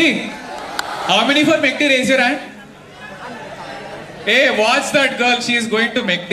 Others all mummy చేసిన పప్పు చారు. Sweet. Long ride or sitting on friend's terrace? Long ride? Okay. Okay, let's go to the last question. వినిపిస్తుంది. Anyways. Let's go to the last question, right? Because you all are students and maybe we as HRs or whatever we would want to understand how you guys are taking. Back in our times, not that we are way too old, but back in our times we didn't have chat GPTs or any AI tools to do our assignments or get answers easily. We were like writing in papers, scratching things and all. How many in this audience, the set of people that I have here, know the most recent product that came out of OpenAI? Zora. Did anyone use it? But it's so good to see you guys being super updated about everything that is happening. Back in 2018, 2019, when we were in our BTech, there was one game called Flappy Bird, if you know. Tap. So while we were doing all of that, the way you guys are getting updated is just brilliant. So great effort. Next, we have people from Tutorial Point to talk about a Tutorial Point. I have been known with these people for way too long. They are our sponsors for Street Cause, and I must say that there's just not any other sponsors but people with great heart. So I would now want to invite Puneet and Abhinav, who are part of Tutorials Point, and Mr. Mohammed, the founder of Tutorials Point. To give you some brief about what we do, Tutorials Point is a leading digital learning platform providing innovative learning solutions that are proven effective in upskilling students. The project-based skills over a wide range of student subjects give them an edge in the competitive world with upskilling students. 9,000 plus premium courses by 1,200 plus qualified instructors. They made their mark in the online learning and digital marketplace. So welcome to you, sir. I hand it over to you. Thank you, Pranav. Good afternoon, everyone. I hope some of you would have heard of Tutorials Point. Some more noise? Thank you. So I have my colleague Anubhav also with me, who is helping in operating the laptop. Our founder Mohammed ji is on the way and should be here any minute. But in the meantime, just wanted to introduce this platform, who we are, what we do. Most of you already know about us, but then a platform founded in 2006, today hosting more than 15,000 courses, video, text, tutorials, ebooks, etc. A platform which has a domain authority that we rank in top 3 if you talk about any technology. On your phones, go and write Python tutorial, you will find us in top 3. Go and write Java tutorial, you will find us in top 3. We get about 1 million users per day on our website who come and learn. There are 2 sections of the website, and when we say learn for free, we mean it. Anwar, can you open any of the tutorial? Let's say HTML. Come to the platform, click on the technology you want to learn. You will see all the sections on the left, everything for the free. You can come and spend as much time as you want to. There is also a section which we call it as coding ground. You don't just read, you type in your code and you run the code just to see what you're reading, is it even making sense. There's a section also which talks about job search. Once you have learned, you want to find whether this technology is relevant in the market, how many jobs are there, how many job seekers are looking for this kind of a technology. You can go and start searching for the job as well. Right? So that's why we are trying to bridge the gap for you. There's also a section called a certification. Of course, when you read for free, you don't get a certificate. There's a section called a certification where you can buy the course. There are prime packs. Suppose you want to learn Java. There are 7 courses. You start from the basic, go to the intermediate, go to the advanced, clear the assessment at each level. We give you a certificate. our courses and certificates are also accredited by Ministry of Skill Development. So our certificate will have a logo of ministry as well along with it. You can go on the ministry's website and also download the certificate from there. So that gives a bit of an accreditation to the certificate which you are holding, right? That's at a very high level about us. We request you to come and explore our platform. Also, for this event, we are doing something special, and I'll talk about it in 30 seconds. Before that, I would like to invite Dhananjay Bhai, Anand Bhai, Agni Bhai and Vipul ji on the stage, please.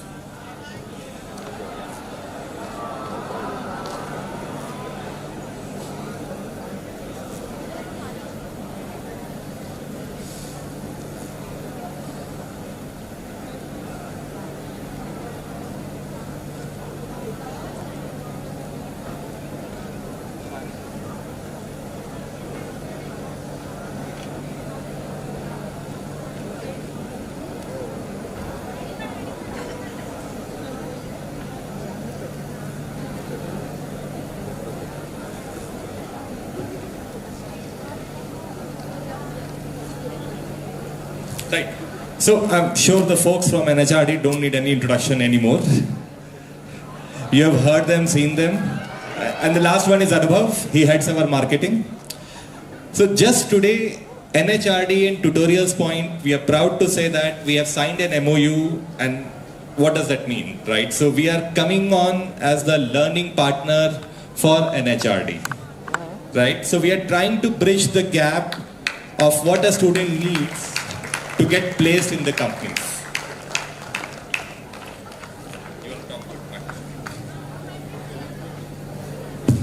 Thank you so much, Puneet Bhai. This partnership is to ensure that we keep learning. So when we have our academic qualifications, that's good. But what about our professional qualifications, particularly when we never want to stop learning, in fact. And this one, once you will go for this partnership, we have requested Tutorial Point if the courses can be offered at a very nominal price to our students, our student members. And this partnership is also very, very critical and important because we wanted a Made in India platform which can really understand the needs of our students and how they can excel in whatever avenue of life they have chosen for themselves. So thank you so much for you, Puneet ji, for you and your team for creating this opportunity. And I will request Anand Bhai and Vipul Bhai to add. Good afternoon all. How many of you would like to be placed after you finish your graduation or post-graduation? Show of hands. How many of you want to start your own business? Okay, at least 7, 8, 10%. But for that, you need to have the skills to succeed. You know, Tutorials Point have campus to corporate offering, which is targeted towards all fields, including management. NHRDN has started Arohan product, which is also helping students like you across the universities in India to try and help you improve your placement chances, you know, by supporting you with all the skills which you need. And we believe that this partnership will help NHRDN and Tutorials Point to work with each one of you in improving your possibilities to get into the right opportunities for you in the industry, as well as starting your own journey as an entrepreneur. Thank you, Tutorials Point, for joining hands with us for this important initiative. Actually, after Anand Bhai says, they say in NHRD, nobody says anything else. So thank you very much, Tutorial Point. I think, like I mentioned when I was talking to you all, learning is a continuous process. It's very important that you have just not a mastery in what you do. You are very, very aware of multiple things. He gave a great example of just not building skills within your own domain. But if you want to get into business, there are multiple other things that you should do. So, you know, I'm sure you all will learn from it. And of course, I realize that if I'm a member, I'll get this at 99 rupees. So I am a member too, where I don't know if I get a discount or not. I will. So I will definitely go and register on this. So thank you very much for being with us. So we have Mohammed Ji also. He's our founder of Tutorials Point. So before I give it to Mohammed Ji, just one thing in the spirit of partnership, the course which you see on the screen, College to Corporate, which we give it for 2,000 rupees, we are giving it at 99 rupees. It has 6 different courses from where you are, where you need to be, what companies are looking for. Please make the best out of this opportunity. Thank you.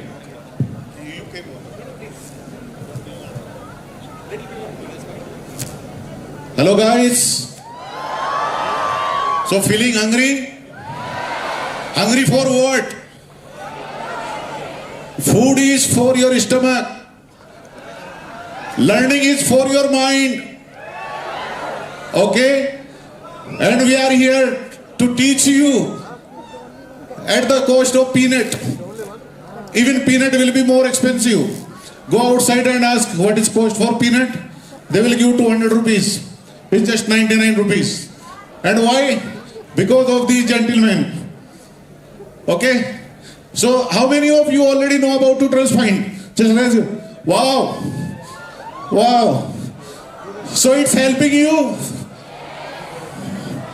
Very good. So guys, we are also like you. Okay? We have been software engineer. He has been MBA. This gentleman again, engineer. So we understand your needs. Okay? And that's what we are trying to fulfill through Tutorials Point. Okay?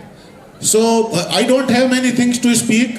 What I will request you, any suggestion, any feedback, you go to website and drop us email. I promise you we will reply on that. We will reply on that. We will take action on that. So your feedback is very important to us. Okay, thank you very much. Last bit, to avail this, there's a coupon code to be used, TP Tutorials Point, that is 99. Go to the website, please make the maximum use of it. Otherwise also, please feel free to come to our website and keep learning. Thank you so much.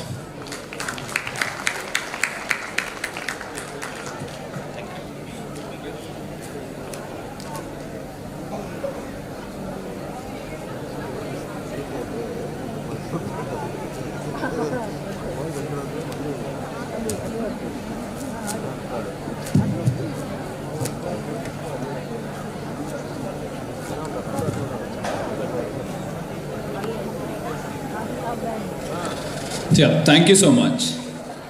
The next discussion that we have, the panel discussion, is on emotional intelligence and well-being, personal branding and social the impact on the future jobs. And for this session to commence, I would like to invite onto the dais Ramakrishna Momidi, who will be moderating the session, Anand Kot, Tanuja Abburi, Rekha Narendra, Surendranath Pothu, Anvit Murthy, and Vivek Turkural. To give you a brief introduction about the leaders, Ramakrishna Momidi is the Vice President of NHRD in Hyderabad, Senior Vice President HR of Deloitte. Ramakrishna is currently working as Senior VP HR in Deloitte for the last 14 years, has a total of 3 decades of experience in all aspects of HR in world-class organizations such as Microsoft, Philips Software, Honeywell, Motorola, and Qualcomm. To talk about Anand Kot, he is currently working as the Director at Production Modeling India, been in global HR roles over the last 25 years, played leadership roles at organizations like IBM, Dell, and Patni Computer Systems Limited. In addition to the professional career, Anand is volunteering at NHRDN as General Secretary and part of the National Board. Talk about Tanuja Abburi. Tanuja Abburi is a DEI thought leader. Besides being a DEI thought leader for a large multinational, she also runs a DEI consulting firm, Beyond Pings. As a HR professional with over 20 years of experience, Tanuja held various leadership roles with organizations like NTT Data, GE, and DE Shaw. To talk about Rekha Narendra, Rekha is a seasoned HR leader with more than 25 years of experience in global and India HR leader roles. She's worked across multiple industries and in organizations such as Ford, Genpact, Kantar, and RealPage. She's a certified coach from International Coach Federation and has recently completed the Future CHRO program. To talk about Surendra Pothu, Surendra in his current role is leading HR digitalization for global manufacturing business with Dr. Reddy Laboratories. Being an engineer at heart and HR by profession, he is passionate in working at intersection of tech and people to create scalable ecosystems. To talk about Anvit Murthy, Anvit currently leads the Human Resources, Administration, IT and Procurement departments at Rapido. He completed his engineering degree at NIT Kurukshetra and pursued post-graduation studies in Human Resource at XLRA Jamshedpur. Has a strong passion for organizational culture, people analytics and HR technology. With 16 years of experience, he has previously worked with companies like Tata Motors and Infosys. Vivek Turkral, Vivek has 20 years of experience in HR and has worked for companies like Adico, Deloitte, ADP. He is currently working with Pegasystems as Global Head HR of TA, managing multiple geographics. Firstly, welcome you all, and I would hand it over to you. Thank you.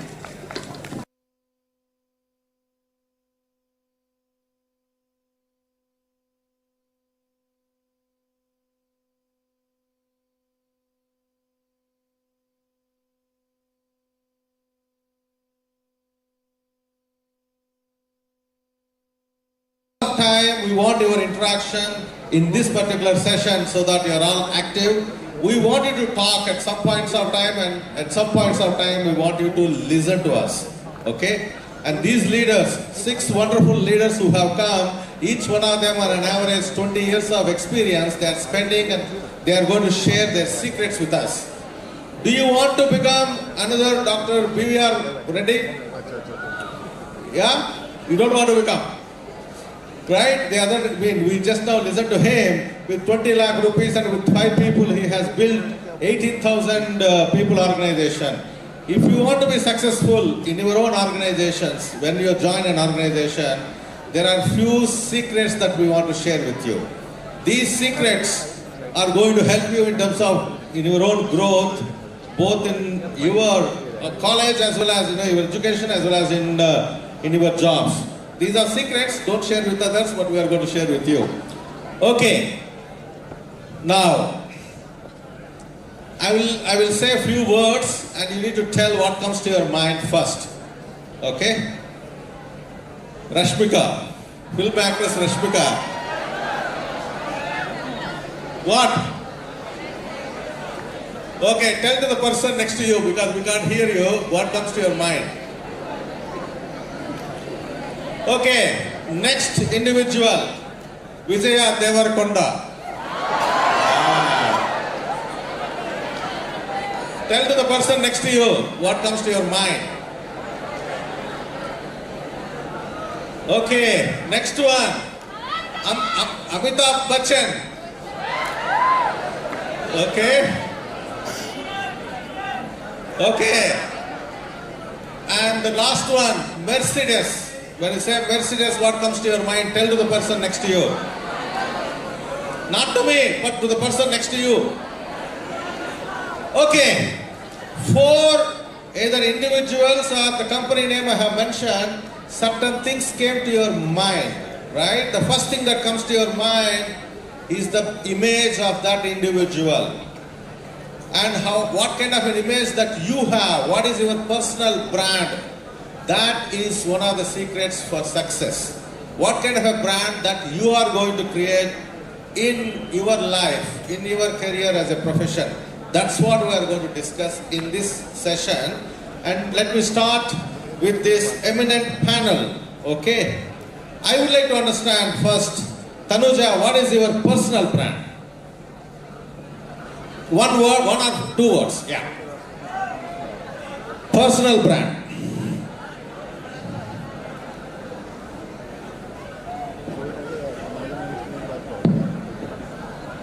Hello. Yeah. Okay. Hello. I can speak when you stop speaking. I'm hearing my own voice. It'll be nice if we have some silence here and if we can pay some attention. Thank you so very much. My personal brand, I would say simplicity and credibility. Simplicity and credibility. Yes. Thank you. Thank you. Vivek, what's your personal brand? So we heard about how AI and digital and other things are changing the world. Ultimately, all these things are here to enable us, all of us, to execute. So I would say execution with speed. So execution, Vivek, thank you. Execution, to do things. Okay, Anvit, what is your personal brand? Yeah, for me actually like personal branding is about what is your unique value proposition, what do you bring to the table. Second is actually networking. It's very important to network. I mean, like you may have all the skills, but if you don't have that network, it doesn't get noticed. Thank you. Networking. Networking is your brand. Okay, personal brand. Thank you. Okay, Rekha, over to you. Ram, I want to ask the audience, all of you have heard about Nike? Yes? Do you know what Nike's tagline is? Just do it. So that is my personal Wow, brand. just do it. No overthinking, no overanalysis, no hesitation. There is something to be done, just go ahead and do it. Thank you. Thank you. Anandji, what's your personal brand? Thank you, Ram. Folks, you are with us? Say hi. Good to hear. Building trust and creating approachable communities. Approachable communities. Okay. Building trust. Thank you, Anand. And Surendra, what is your personal brand? Hello, Ram. I would like people who know me think me as a fun person to hang out with, and also an innovative person in all the things I do. That's what I believe I want to be. Fun and innovative. Give them a big round of applause. So you have heard 6 leaders saying 6 aspects in their own personal lives, and what is the personal brand that they have. This overnight they have not built, because people could see what you are, because you need to be authentic of yourself, right? Your authenticity comes through. So it's not only what you think, what others think of you should be the same, then only there is a congruence. Let me ask you one question. Talk to the person next to you and say what is your personal brand that you have. Go ahead and then talk to the person. Say in 1 or 2 words. Personal brand, your own personal brand.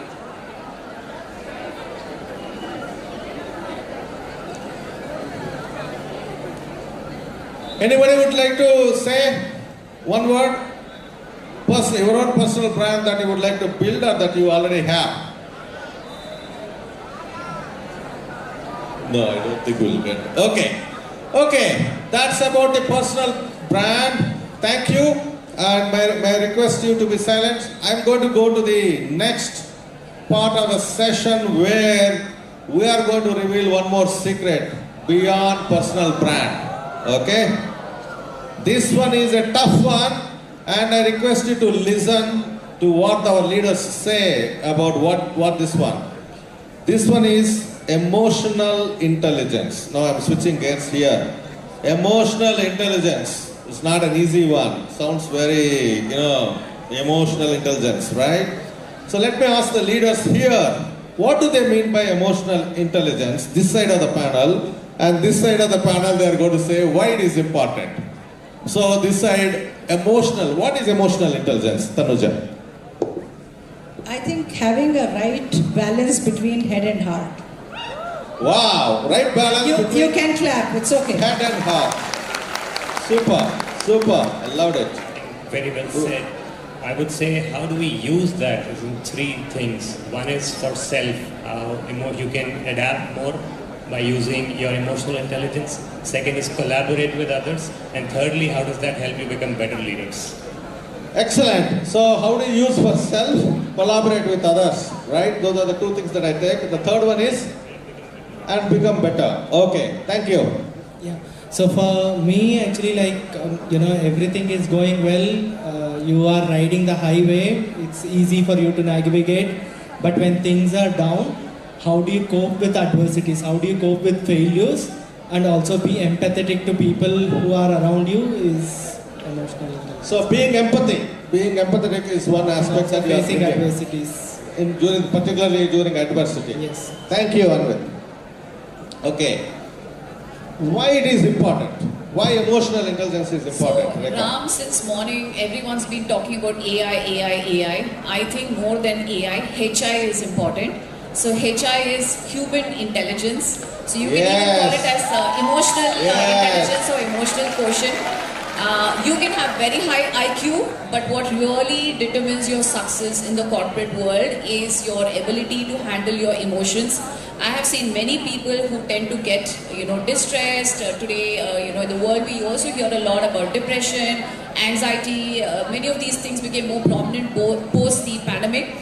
The day you have, your equanimity, the ability to handle your emotions and also the ability to relate well to people around you, automatically your success is guaranteed. And I feel that is the most important ability. Thank you, Rekha. Thank you. Human intelligence is what you have brought. In fact, somewhere I have read, as the in this world of artificial intelligence and so on, there are few things that I don't think artificial intelligence will be able to recreate. That is the human intelligence part of it, empathy part of it, the heart and mind that you have mentioned.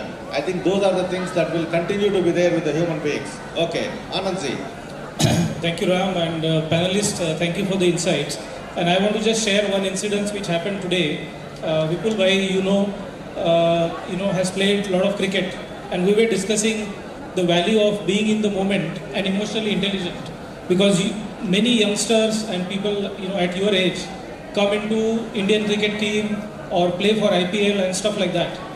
If they have the emotional intelligence of handling that success, handling that sort of attention, handling the wealth, handling all the things which come with that sort of an achievement, if they are emotionally intelligent, only few of them really remain in their profession for long term and achieve greater success. But those who so-called lose the plot, and we know many names, I don't want to call them out, but with having a lot of potential and talent, if you are not emotionally intelligent, you may not achieve the potential what you have. So that's why emotional intelligence is important according to me. Super. Thank you, Anandji. Surendra, over to you. Why emotional intelligence is important? Yes. So students, as you go on to your corporate careers in future, what is the biggest risk do you think why you fail in a job? We all think technical skills might be the biggest reason why we fail, but wrong. As per a research, it says that 75% of careers fail due to lack of emotional intelligence. And as per my understanding, 100% of all relationships fail because of lack of emotional intelligence. So these two numbers to tell you how important emotional intelligence is for all of us. And that's the biggest skill we can learn as of now, as of today, for everyone, for IT engineers, for chemical engineers, for art, science, for everyone. Emotional intelligence is the biggest thing that we can learn that can make us successful both in personal life and also in professional life. Thank you, Surendra. You said a great point, because that reminds me of a research paper where they have analyzed the leaders in top multinationals. They were able to see the people who exhibited emotional intelligence, how successful they are. I think that's the secret there. Tanuja, you want to add anything here? I just want to say this. I'm not able to concentrate or give answers because of the noise level in the room. It's over 150 plus years of experience sitting on the table. Each one of us have taken a break from our busy work schedule, which is a Friday, where we want to close the week. And we have traveled at least one plus hour. The least respect which I expect is to pay attention. That's the start of an emotional intelligence, where you are physically in the room, but your mind is not here. You are busy talking to your friends. You are really not getting out of the session. So the least service you can do to yourself and to the friend next to you is be present physically and emotionally here. At least we'll make the best out of the time. Do that much for yourself, not for us. Thank you. Thank you, Tanuja. I think, at this moment, reflect for a minute in your mind, for your own well-being, what do you do? Well-being. This is the question that I'm going to ask to the panel. Well-being is fun. Well-being could be anything. So, may I request, what Tanuja mentioned is this panel has traveled quite a bit to come here, so that please be silent, don't talk to each other, because it's actually sitting here, it's very difficult. That's what we all observe. Thank you for being silent. So, think in your own mind, what is one thing that you are doing for wellness, which I'm going to ask to the panel here. So let me start, Surendra, with you first. What do you do for your own wellness? Thank you, Ram. So I'm not as experienced as you. I'm still young. I have 25 more years of experience that I need to work in a corporate job. I intend to do that. And most of you would be working for 40 years, right? So treat your corporate job not as a T20 match, right? Treat it as a test match. Take one innings at a time. Take one day at a time. Don't play 6 sixes and get out next day, in the next over, right? So I see most of my friends who are 40, 41, 42 who are planning for retirement at 45 because they are so overworked in their current life, they are not taking a break and they want to achieve in 10 years. So my suggestion for all of you is pace yourself. Test match is not an easy match. You have to play every ball very well. It's as difficult as T20. But if you come with a attitude of playing a test match, you will succeed in your life, both professional and personal. So that is my mantra. Play a test match. Play a test match. Give him a big round of applause. In fact, we say, be an athlete. Be a corporate athlete. So how do you be an athlete within the corporate world? I think it's nothing but take care of yourself and then being fit and so on. Right. Anandji, what's your wellness mantra? Thank you, Ram. So folks, you are in your 20s. For our generation, there can be a retirement age, of 58, 60. In Western world, they have, removed retirement age. By the time you get to that age, you will not have the retirement age, which means you will end up working beyond your 60s as well. So wellness is extremely important. My wellness mantra is to take one day at a time. Find some time for your hobbies. I tend to cycle, frequently. I also like to read, and that keeps me sane, during my working time. Thank you. Reading. Thank you. Reading and cycling. Give him a big round of applause. Thank you. Over to you, Rekha. What is your secret? Before I say that, I want to ask a question to the audience, and I want a very, very honest answer. How many of you do any form of exercise? At least 3 times a week. Come on, be honest. Raise your hand. I can see only the front. At the back, okay, slowly the hands are going up. I hope you're being very truthful. Okay? And this chatting and WhatsApp, all that doesn't count as exercise. I'm talking about physical exercise or browsing. I'm not. Okay, great. See, the reason why I say that is, your physical well-being is extremely important. If you need to succeed in your corporate life, unless you're fit, you will not be able to. So I personally pay a lot of importance to my own fitness. I started running very late in life, but very quickly graduated to half marathons. I did a 100-kilometer cycle ride a few years back. So fitness is very, very important for me. And I don't know how many of you believe this, but when you exercise, you actually release endorphins. And it makes you feel very good. And it's a happiness hormone, right? So I'm sure those of you who exercise regularly, and I hope you're being candid when you said that, you will feel very nice. And that is so important, because when you get into the stress of corporate life, you have to have such avenues to be able to release stress and to continue to be mindful, right? Another very important thing, which again today has become so popular, is meditation. Anyone here who does meditation regularly?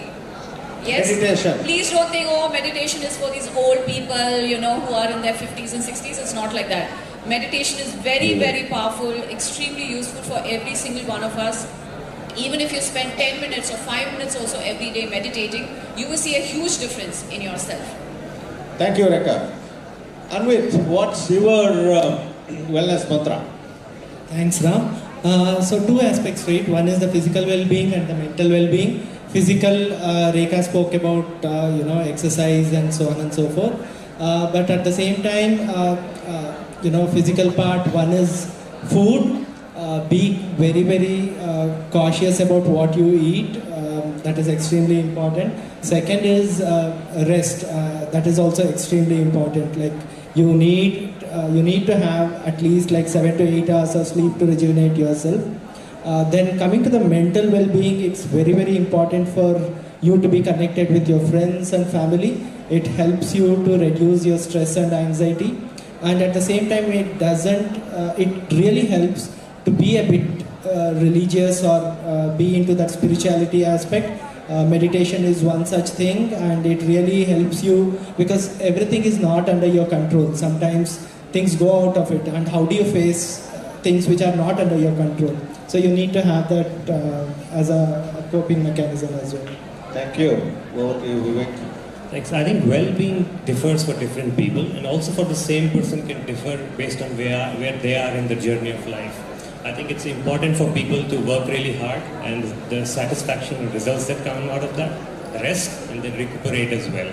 Of course, like good balance is very important. I think like Rekha said about exercise, we spoke about rest and sleep, all those things, but keeping in mind where you are in your life journey and what's the balance that you are trying to strive for is important.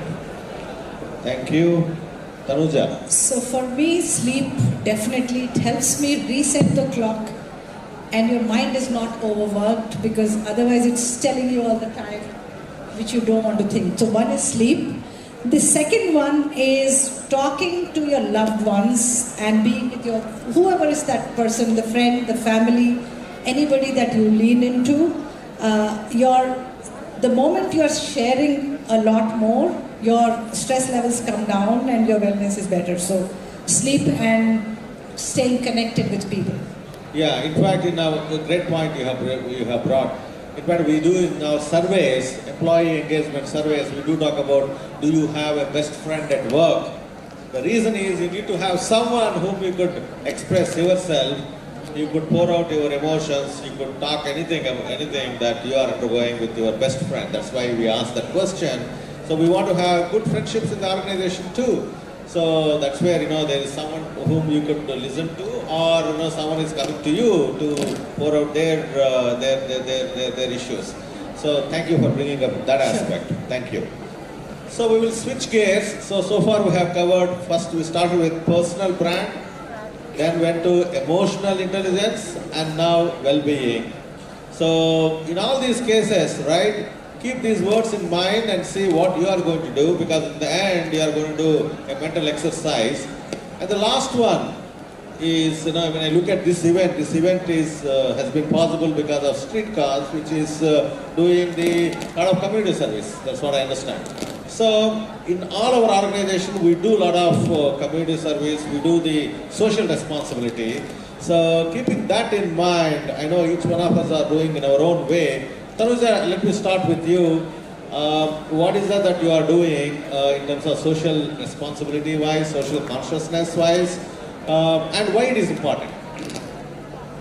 Sure. So I want to ask the audience here, you are getting a lot of salary from a brand which is not a great brand. Would you still pick up that job? Yes? The brand really doesn't matter. They may be doing things which are not ethically right, so long as I get the job, because that's most important to me. And especially at a 22 years, what matters is me, myself, and me getting the job. Take this a little further, and the brand is doing something ethically wrong. Let's say there is a sexual harassment case, and that person who is harassed is your sister. Would you still join that company? Yes or no? What changed? It's the same company. They did something ethically wrong, but did it to somebody else. So long as I was getting my salary, I was okay. But the moment it is personalized to myself or something which is happening to me, I suddenly feel disconnected. I feel this is not the brand I want to associate with.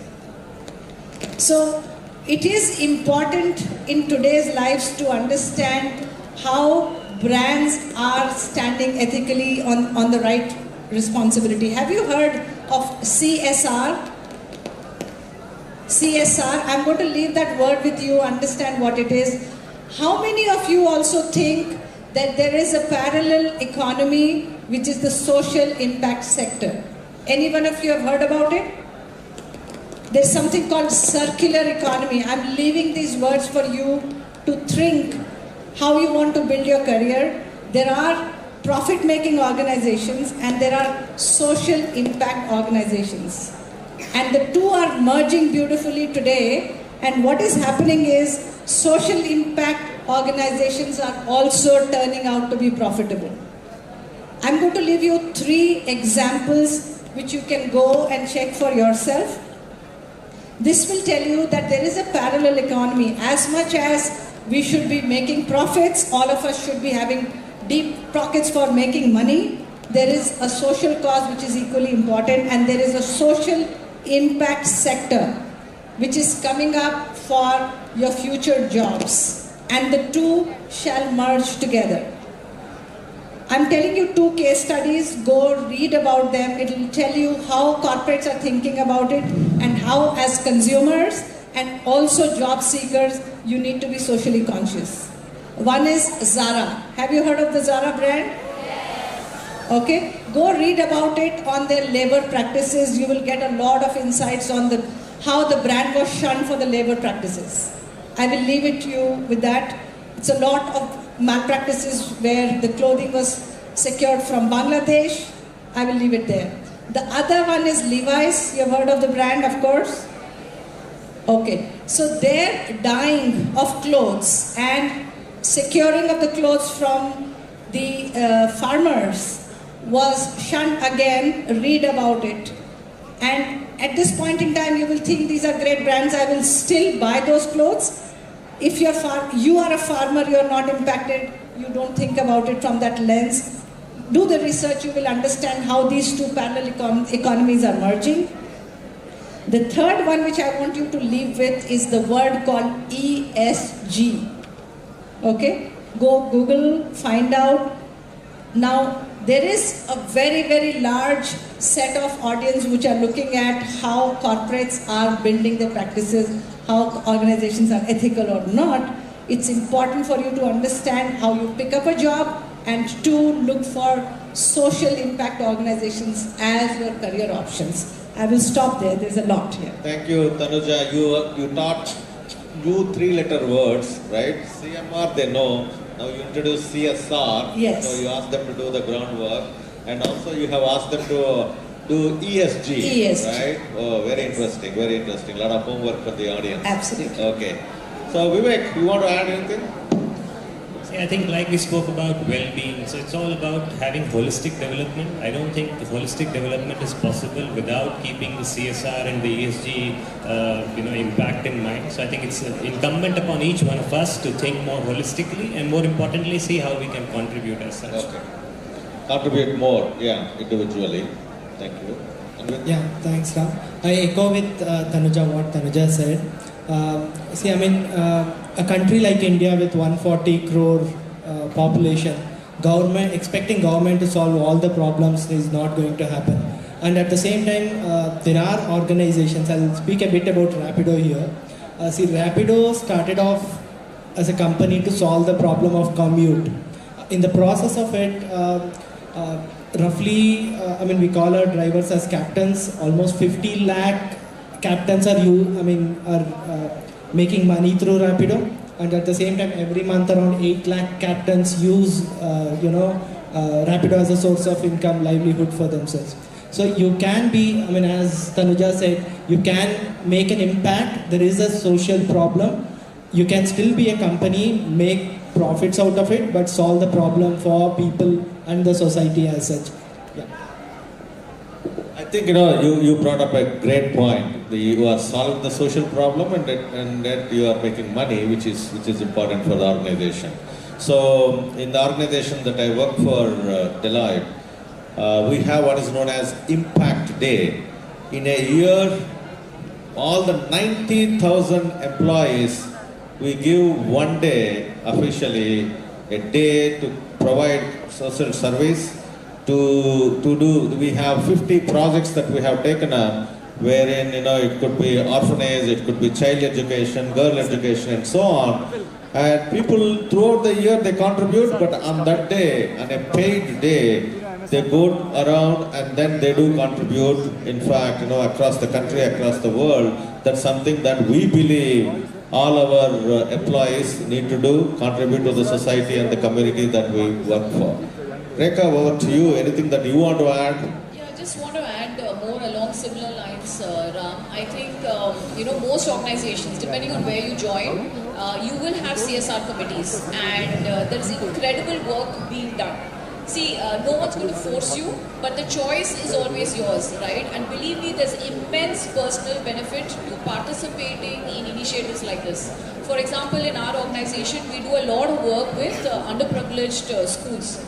In fact, one of the schools that we took over was actually a den for alcoholics. And every day, tons and tons of bottles would be found there. So imagine small kids, it's not a condition where they can go and study, right? So we did a lot of work with that school, revamped the entire school, did a lot of work with the community, encouraged the parents to start sending their schools, kids again to school. And there's a huge benefit. So you will have an opportunity to participate in such initiatives.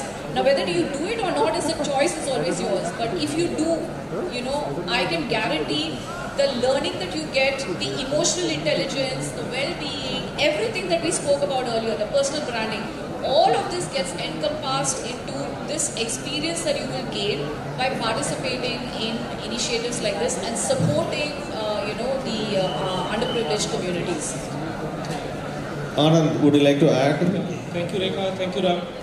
So, folks, are you with me? Can you say hi again? Hi. Okay. Only some of you, right? So, I'll say something and you have to repeat after me, okay? So, are you ready? Yes. When I contribute to community, louder. When I contribute to community, when I contribute to community, I gain more. I gain more. Okay, I'll give you an example. No, I don't want to repeat. Thank you.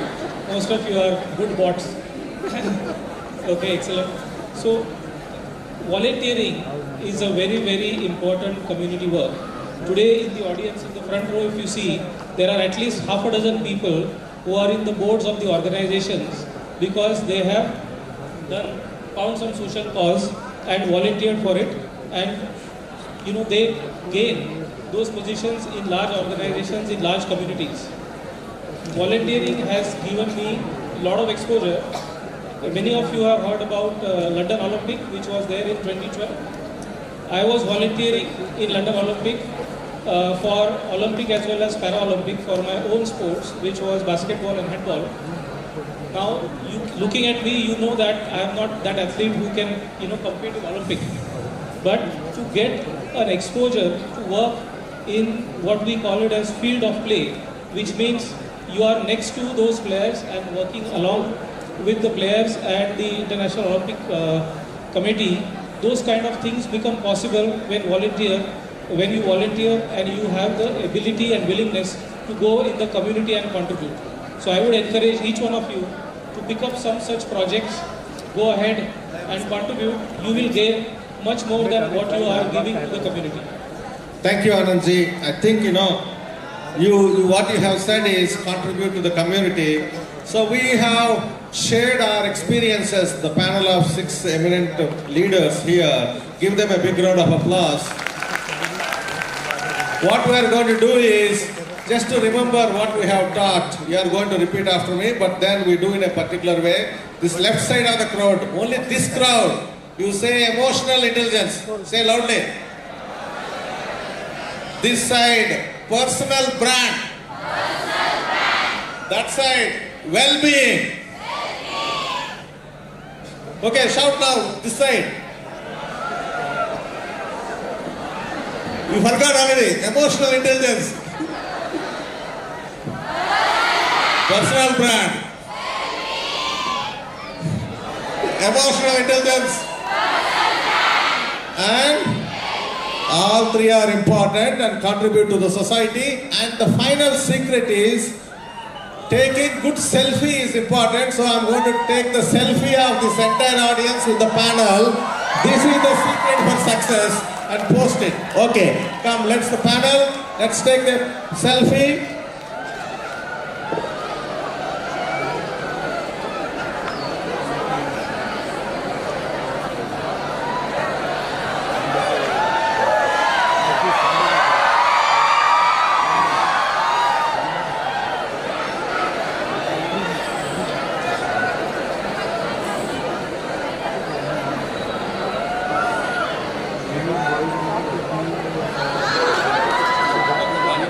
Thank you very much. You have been a great audience. Thank you.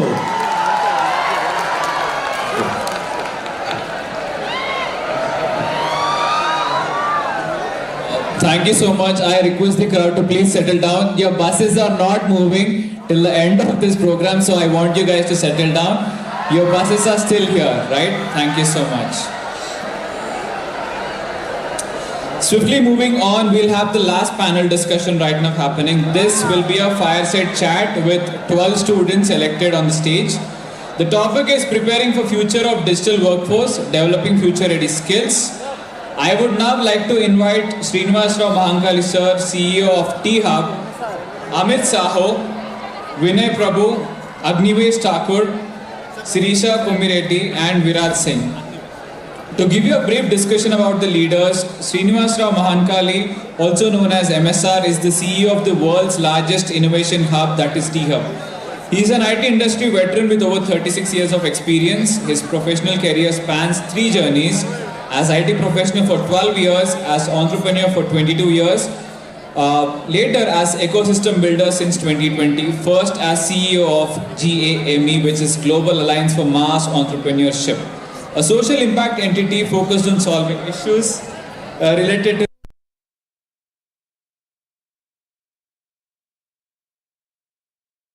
experience across various HR domains, currently leading global HR initiatives at Narwhal, an IT startup specializing in cutting-edge technologies such as cloud, data, automation, AI and ML. Next we have is Vinay Prabhu, Senior Director Engineering Services with Infosys Limited.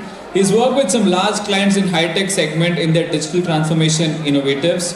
The next person we have is Agnivesh Thakur, who is accomplished HR technology consulting leader. He is dedicated to revolutioning the way organizations leverage technology to optimize HR functions. He is also the National Treasurer for NHRDN. Agnivesh specializes in guiding organizations towards digital HR transformation to optimize their workforce, enhance employee experience. Sirisha Kumireddy is the second talent development professional with 2 decades of experience spanning various industry verticals.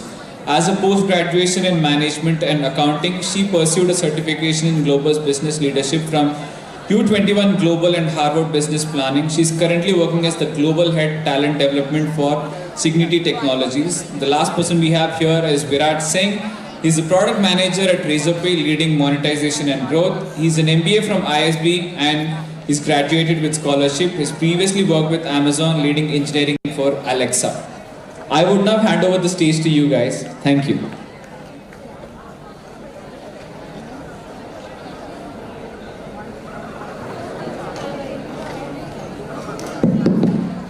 Okay, so good afternoon everyone.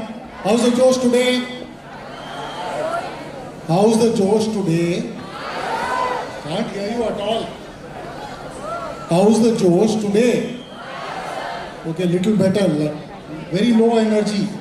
It's only 3 o'clock or 4 o'clock in the afternoon. Still.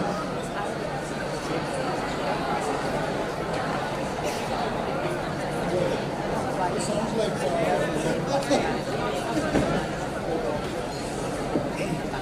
okay.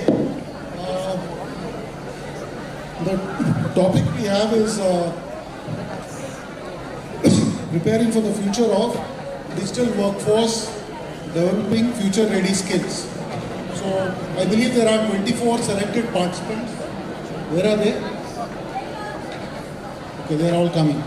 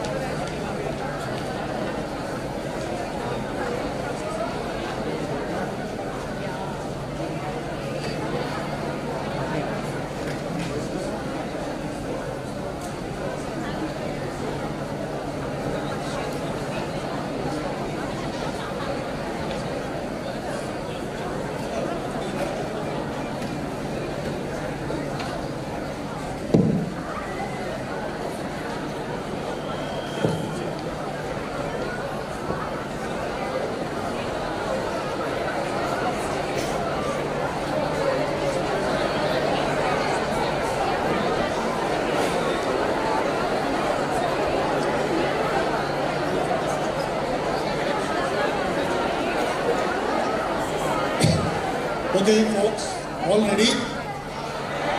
Outside? What's happening? Why is this mass exodus? We should tell the organizers to close all the doors. Excuse me, sir. Just to keep you guys posted, like I've announced, the buses are not moving right now. The buses will commence only after the end of the program, so you guys need not panic about buses. You can please come down and sit.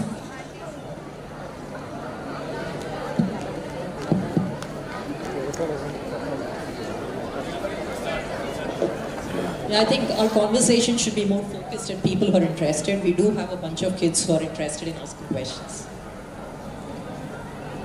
We all know what we're going to be talking about, right? So, any one of you want to kick it off? So, very quickly, I'll quickly introduce the panel in case you didn't listen to what was being said earlier. So, we have first here is Virat, then we have Amit, we have Sirisha, we have Agnivesh, and we have Vinay, right? So, very quickly, Virat is from Razorpay, Amit is from Narwal, Sirisha is from Signity, Agnivesh is from Deloitte, and Vinay is from Infosys, right?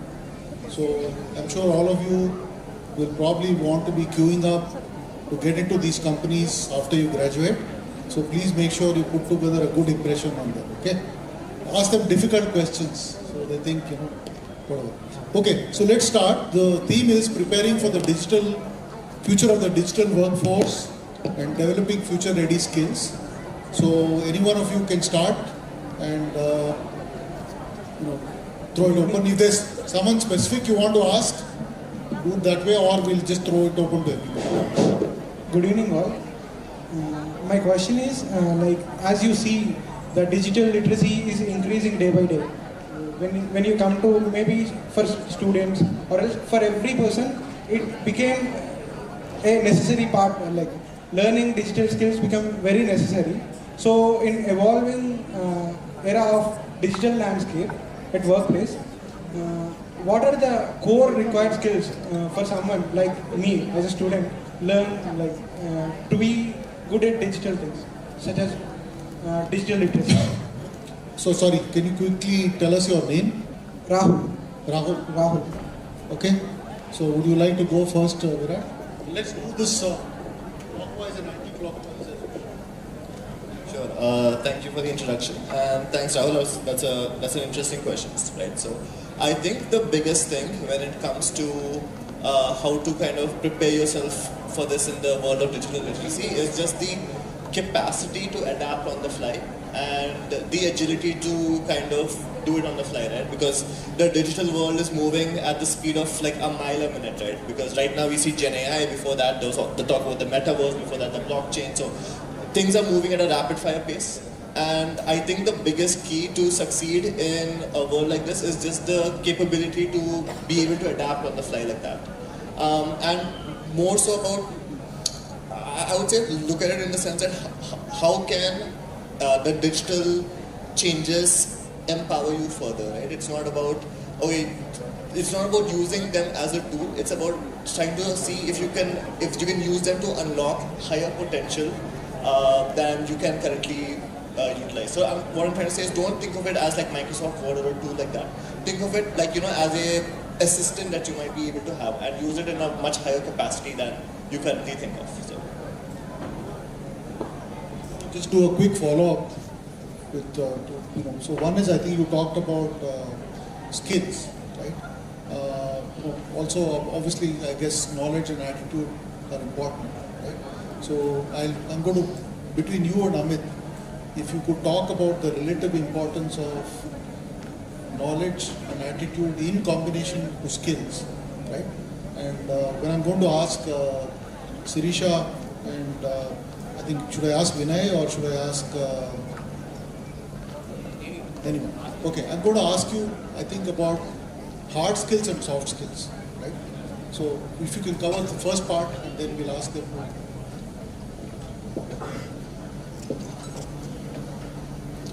So knowledge skill Emerson, knowledge and skill, attitude. So knowledge, skill and attitude, more than attitude, it is also the ability. That is where competency comes. And competency is required for everything. But to use your competency, you need your attitude. Right? Now, what is important today, especially for students, is to have a very open mind. Lot of technology changes we are also witnessing at work. When you are in your first year of engineering, by the time you complete your fourth year and ready for placement, whatever you have studied, most of them would have changed. So what is required over here is a growth mindset. And that will happen when you have knowledge, skill and attitude. So what is growth mindset? Is ensuring that you are continuously learning. That becomes very essential for all of you. Now what is continuous learning? Anyone? You ask the question, what is continuous learning? Upskilling yourself continuously. Okay. In fact, whatever earlier panelists have also said is, your competition is with you and not with everybody in this batch. Every day think, what is that 1% increment that I have done in my knowledge? Then you will see that the digital divide, or whatever we are calling it, you will be able to conquer it in a much, much better way. Okay? Yeah. Sir. Sirisha.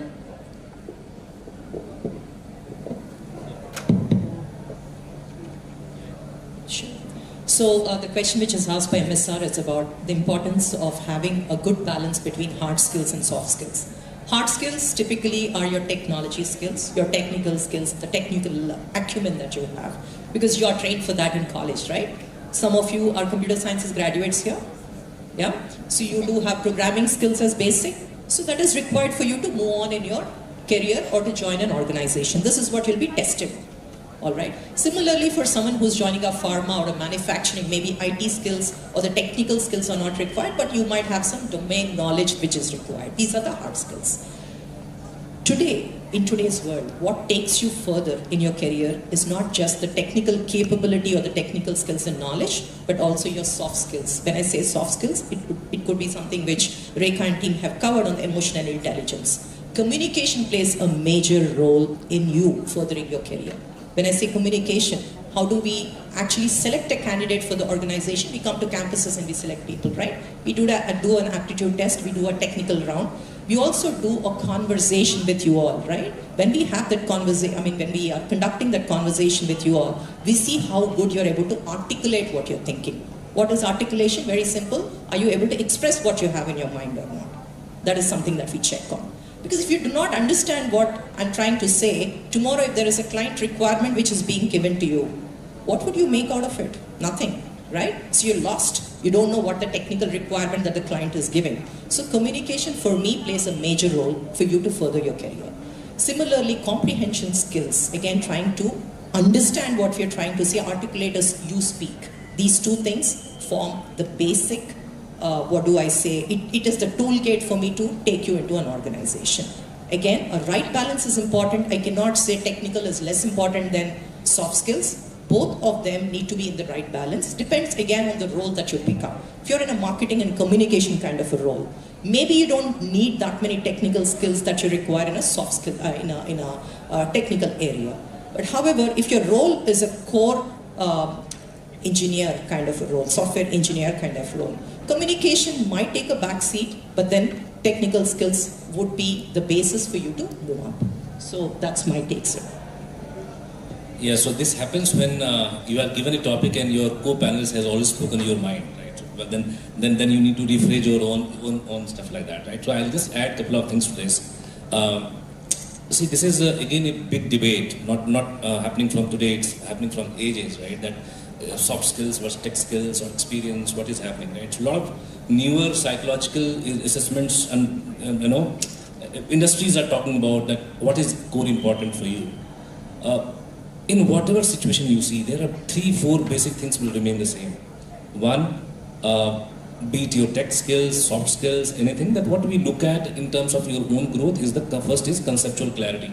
I will not repeat what they all did, but we'll talk about what is the conceptual clarity, because do you really know what we mean, what you mean, right? And even if you are looking any tech, if you don't know the possibility of the tech, you don't know what could be the use cases of this tech, how this tech can be used, probably that might not give you the confidence to do that. And then any recruiter, anywhere you go, you will always struggle with that. So first thing you need to look at the conceptual clarity. Then again, all the World Economic Forum talks about that creative thinking, analytical thinking, problem solving, empathy, blah blah blah, blah blah blah. You can always look at that. Look at, because I represent business, right? I represent business because when I hire you guys to my team, what I look at, one, at this point of time, I want you guys to look at own your tech skills, or you need to look at, or you will place on the certain projects where you will be doing the most client-facing role, where tech skill is not important, but you can play some business analyst role and probably do something like that, right? So there are various roles that we looked at. Then your question will be that what is in for me, what I should do, where I should focus upon, right?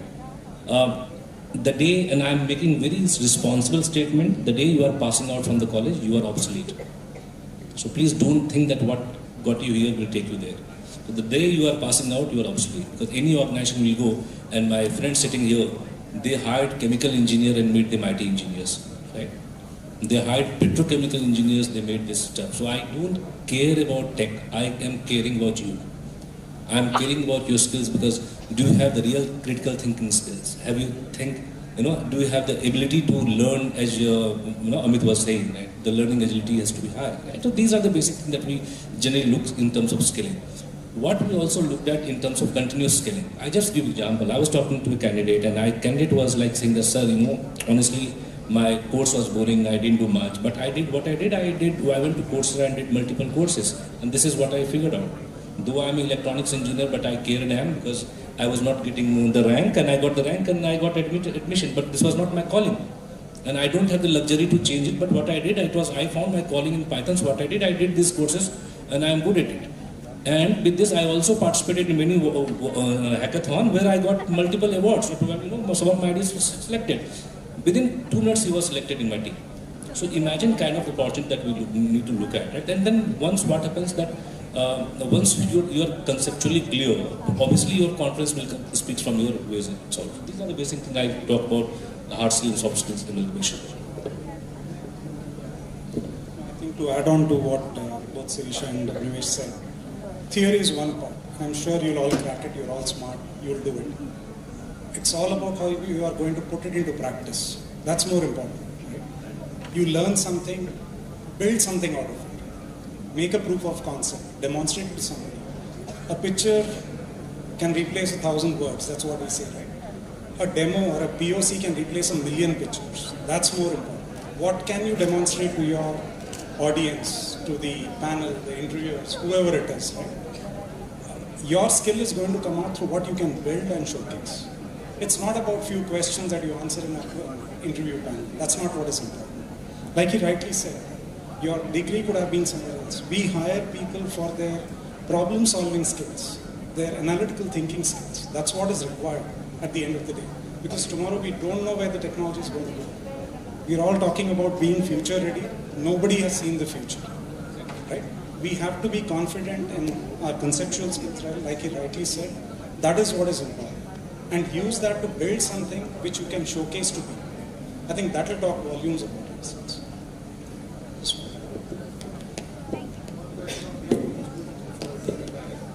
So one question I'm sure maybe they are waiting to articulate, maybe they'll say, how important are grades in your college, 9.4 or whatever CGPA? Does it really matter when you hire?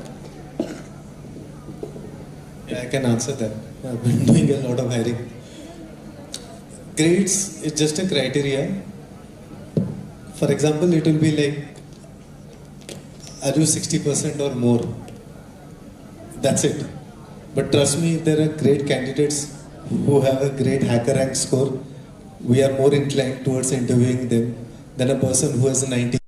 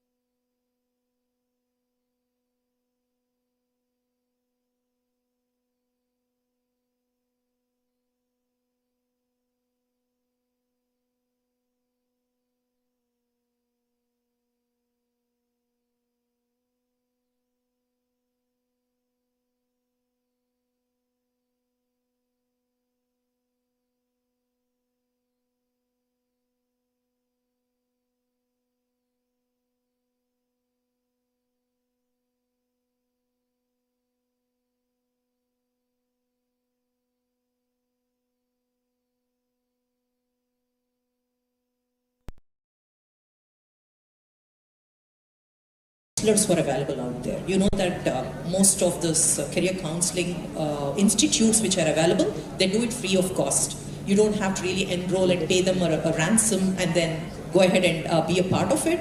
You can talk to them and see what are, let's say I'm doing commerce today.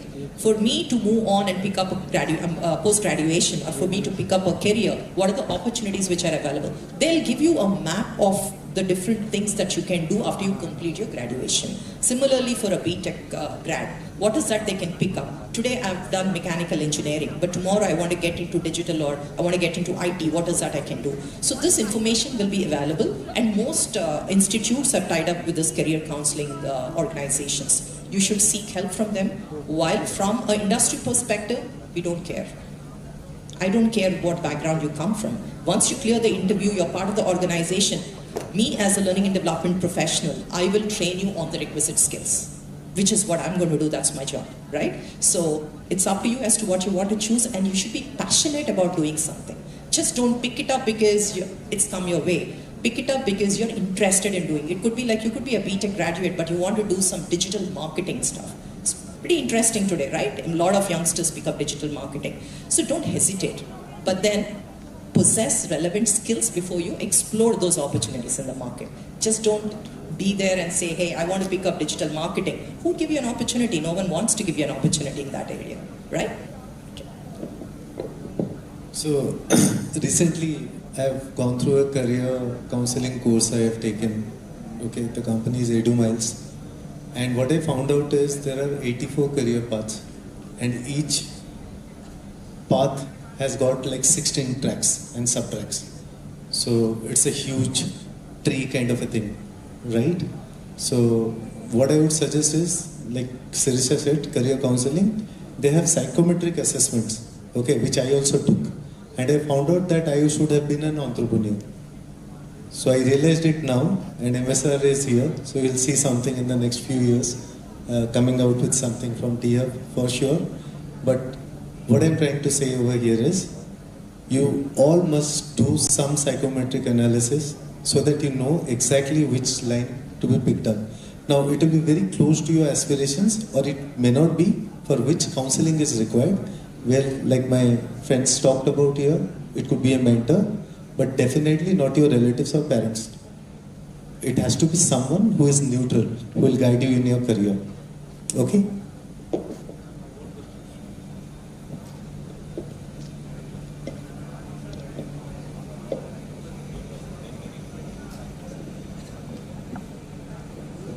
It's okay, you can speak louder. Don't worry. Good evening, everyone. My question is, I think I'm asking right people. We hope we are the right people. What would be a better answer for why it should be hybrid? Why should be hybrid? Okay, so this is a very interesting question, right? Because people come to us while they are going for their MBA saying that, can you please tell me what is my weakness, what is my strength? So see, when they say why I should hire you, this is the moment of glory has been given to you to present yourself. Make it and break it happen in that way itself. There is no as such, secret sauce that I will see that, hey, you go and tell this. That doesn't work. See, there is always an intention of asking this question, because they wanted to know you. How confident you are about yourself. When you yourself have a self-doubt, then how you think I will give you some. So this is nothing that you are taking cheat sheet. You are taking cheat sheet and then trying to make something. This will not work. That's why I'm saying that whenever this question comes, this is nothing a constant and very conscious effort to find about yourself. Authenticity is the key. Integrity is the key. The rest all will be taken care of. You can also write ChatGPT. Please tell me what I say. They will all give you answer. They will give you answer better than us. But this will not work. Each one of you have unique. So I just give you another story where another story. In fact, okay. So another story where we went to a campus. Okay, we went to a campus, and then I say same thing. Tell me what I hired you. The guy, and I will not name the campus, the guy said the same thing. I was so impressed, such a Shakespearean English. It's too good. I was so impressed. It's a fact. Then I asked the same question to the other guy. He also said the same thing. Blah, blah. I think 4 of the students, they said the same thing. I said, wow. Same parra they read. They went to the same cheat, so that doesn't work. That doesn't impress me, right? So I was impressed. If I could not have asked the question to the second guy, I could have given him the best offer. Right? So imagine this is all individualistic. So you should know yourself first. Unless you know yourself, it will be easy for people to judge. And they see authenticity, they hire you to do that and stuff like that. So there is no, as such, any fixed answer or good answer to do that, right? Rest all you can get some inputs about what is on product. That is about you. No, totally agree. Nothing more to add. You need to be yourself. That's it.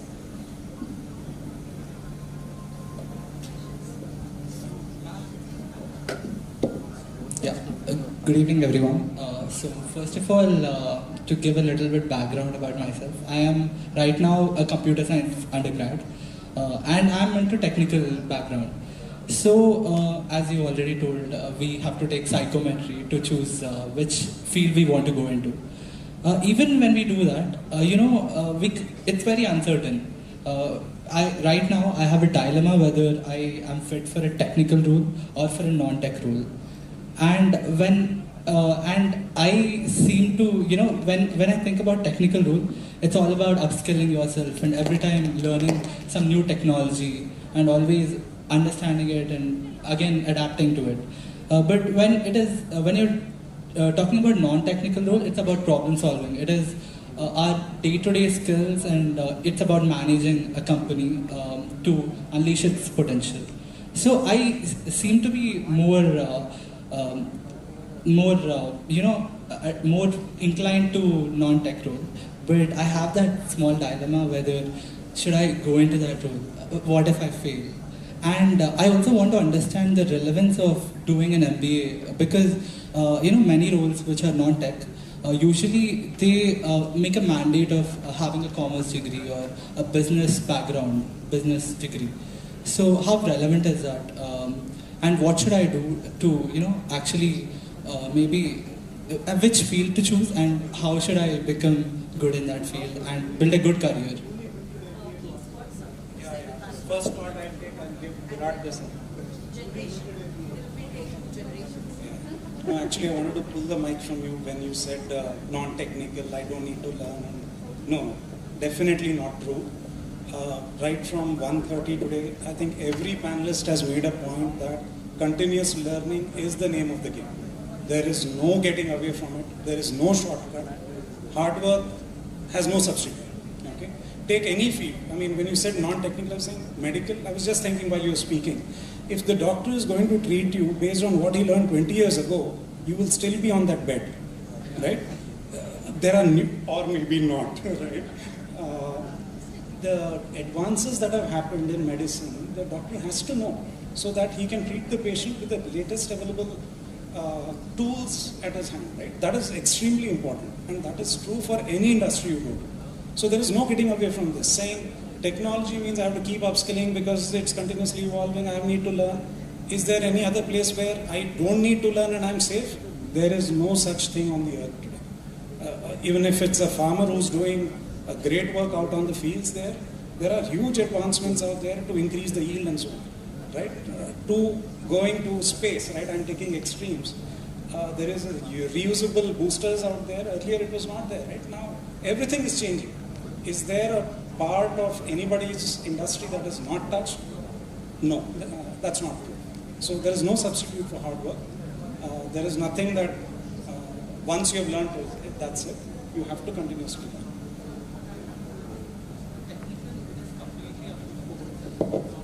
So see, we all have this dilemma that whether we are doing right thing or wrong thing, sometimes we just go with the flow. While we are going with the flow, we also keep learning. Okay? So, and over to our young. Sure. So, I think these days the juxtaposition between technical and non-technical is actually blending. A lot of, especially the roles that are going to come up because of AI, right, are going to need you to have an amalgamation of both. Just an example that actually comes up at work is when you're talking about AI, right? A lot of AI is trained on biased data. So like how do you trade off between removing those biases, but then it might reduce your response accuracy, right? Stuff like data privacy. For example, an AI model is trained on a user's data, a user wants to delete the data, but the data has already been consumed by the model. So these are not technical problems, but they're deeply rooted in technical concepts. So I think, especially in the coming future, these things are going to mix together. Regarding the question about the MBA, I'll be really frank here. I don't think you ever need an MBA. I'll be very honest. That being said, you will kind of hit a glass ceiling if you don't do an MBA, right? Go look at the VPs or directors of any of the companies that you want to join. 99% of them will have an MBA.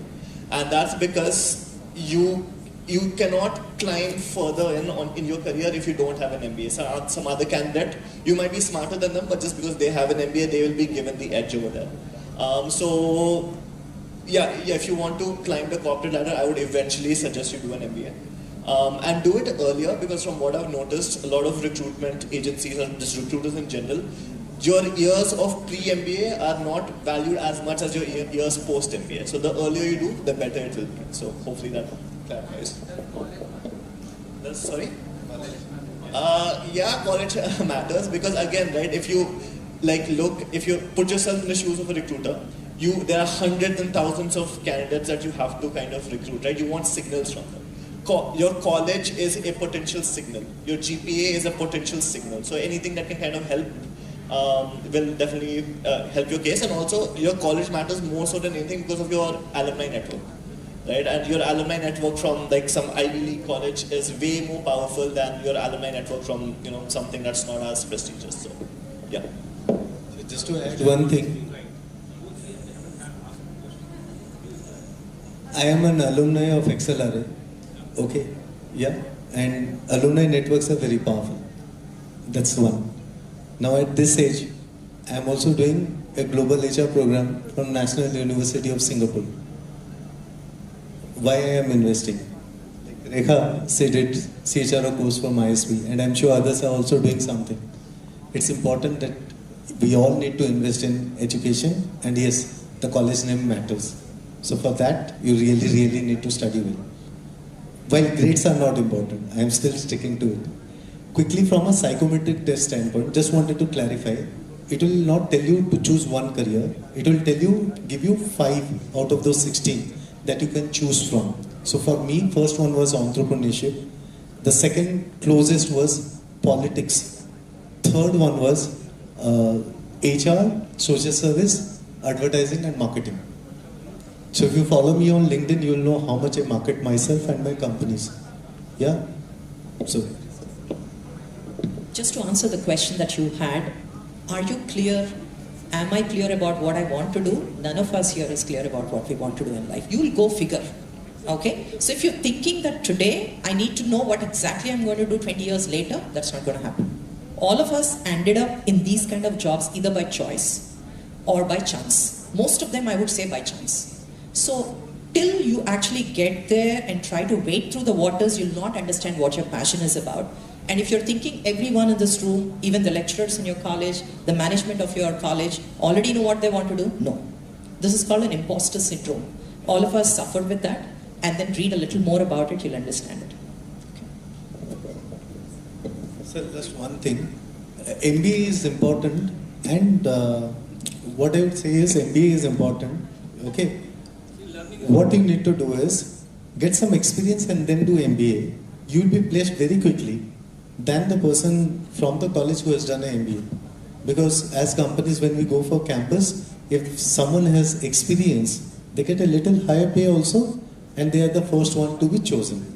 So just a piece of advice I wanted to give you. Similar to the question you have answered, so I'm pursuing Bachelor of Management Studies from St. Francis College for Women, and they call it like an elite course. So I wanted to ask you if pursuing MBA would be better after BMS, or having a job experience would be better, because when we talk to our teachers also, they're like, you're already doing BMS, it's better if you do a job and all, but we are very confused because...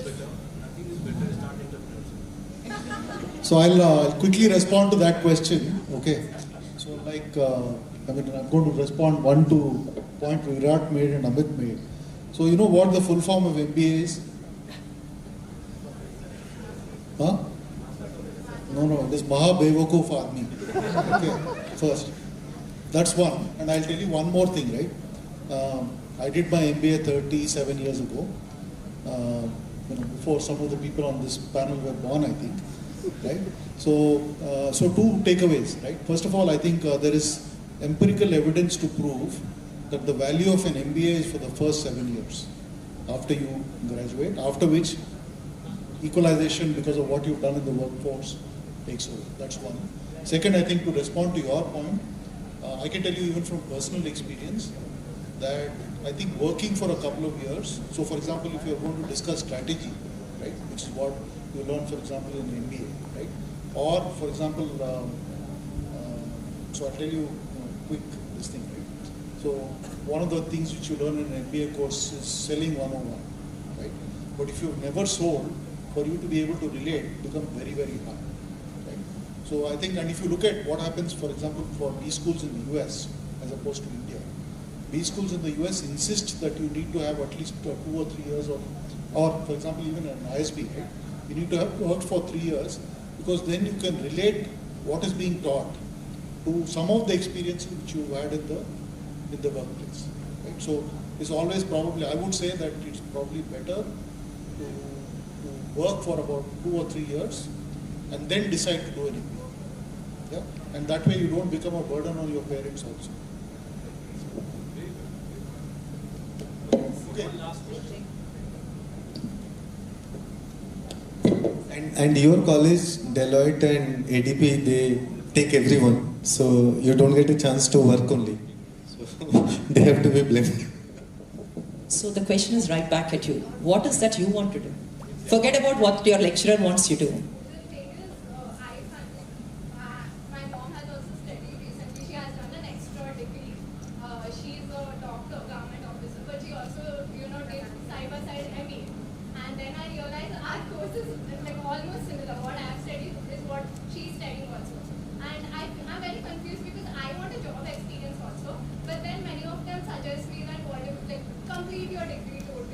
So my question still remains the same. What is that you want to do?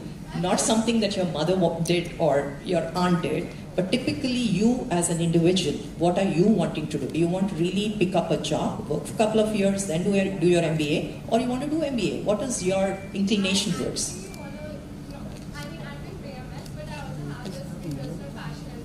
Mm-hmm. So I want to do a course which is related to it. Side by side, I also want to have job experience, Pick one, you'll do phenomenally well. Don't worry about it. Internship is another idea that Amit has, so probably that's something that you can do. Long internship. And just because the internship they don't do it, still go and do it. A lot of knowledge you will. Career counseling? Absolutely. Sure. Any other questions? How much time do we have, MSI? Okay, so any other questions? Yeah, I have a question. We can see how prominent ChatGPT and other AI bots have become currently. They get all the stuff done. I myself get my project reports done in ChatGPT. I hope none of my faculty is here. So it's become easier now. But eventually, when this phenomenon takes over, how will this affect the relevance of our current skill sets which we grow? How will this affect the relevance? How important are the skill sets which we have currently? How will they be important? Anyone wants to take this? Okay. Basically, to put it in simple words, AI is making us too comfortable, and the skill sets which we grow currently, how relevant will they be in the future when AI takes bigger strides? So I'll take one shot that you are looking at the outcome, but you are not looking at engineering. Engineer, I expect you to be the prompt engineer, right? So why don't you look at I will become a prompt engineer itself, or something, or any skills which makes me not the user of AI, but the person who is developer of AI. So can I look at creating certain thing on the LLM, right? Can I build certain thing on NLP, right? So you try to see if you can get to the back end of it rather than using the front end of it and stuff like that, right? So I think that will be one of the logical career move or probably investment in your upskilling itself. right? And then others like for BMS people, so what you can look at in terms of how can I use this technology? How I can use this technology to the larger benefit? How can how problem can be solved using this technology itself, right? So you can build on those use cases and do that. Then again, come back to the engineers and say that, hey, I have a use case. Can you please build this prototype for them and stuff like that? So this is how the entire thing works. Agree. I think you are looking at it from how to use AI. That's why he gave the example of prompt engineering. That will be a kind of new area going forward. And you ask the right questions to get the appropriate answers. Because ChatGPT knows only what it knows, right? But how are you going to develop such systems? That's where the skill comes in, right? If you are looking at from an end user perspective, but from a technology perspective, from a development perspective, if that's your aim, if that's your goal, you need to look at how to develop such things in the future. And that's why we spoke earlier. It's not the technology that matters. It's the concepts that matter. So fundamentals are good. Technology doesn't matter. Technology is changing at such a rapid pace. We can't keep up with it, right? Whether it was Angular yesterday, React today, whether it was some other skills, right? Yeah. Finally, your OOP skills are good. Your concepts are clear. Your design patterns, anti-patterns, all those are okay. Technology perspective. I think you can crack any. You don't need to be an expert at everything you do. Today, before you can become an expert, you'll have to move on to something else. Right? So can you grasp it quickly? That's why we spoke about problem solving, analytical skills, being creative at it, being flexible to move from one thing to another. Those are important. Right? That's the key. Let's do a rapid fire round. So each one of you can go question which each of these panelists have to answer in one. Okay, you ask anybody, just point to somebody and ask them. 1 minute, okay, 1 minute response from the panelists. Quick fire round. Hi, I'm Shloka. I'm currently studying Bachelor's in Design Interior Design. Being a part of Streetcoins, I've learned, maintaining alumni relations and probably maintaining network will be really important. I just want to get your insight on how to actually reach out, connect, and maintain that network, for years to come along. Who do you want to ask? Sure, 1 minute, right? So I think first thing I think like alumni are smart, right? They understand that students want to reach out, not just because maybe they're interested in their story, but they want like a referral or something like that. So they're smart enough to understand that. So just be upfront about what you want. Don't try to wave something around and be like, this is what I want, but actually you want something else. People can see through that.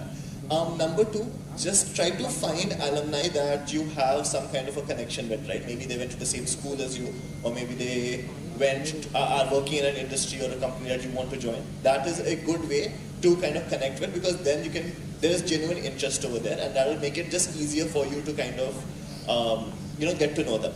And number three, don't treat it like a one and done thing. Like, okay, I've sent you my resume, just refer me, or can you give me some feedback? Try to keep the relationship alive, right? Whenever you visit their city, just say like, hey, I'm in town, let's grab some coffee or something. That will not only make the relationship stronger, but they'll be more likely to mentor you in the future, they'll be more likely to help you in the future, and that's a genuine friendship. So that's just my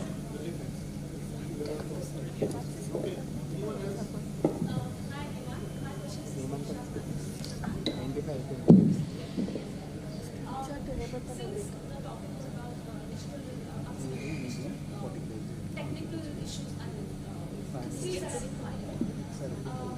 I'm from a law background, associated, I'm here in Streetcoins. My question is, since all the students are constantly worrying about the regular change of digital skills that are required, I want to know the insight of the corporate world on how they are facing or managing between the huge transition that is happening between COVID and post-COVID based on digital requirements. So I'll come from the same background that you've come. So you are a student of law, right? So if I'm hiring a legal consultant into my organization, I wouldn't look at programming skills for that individual.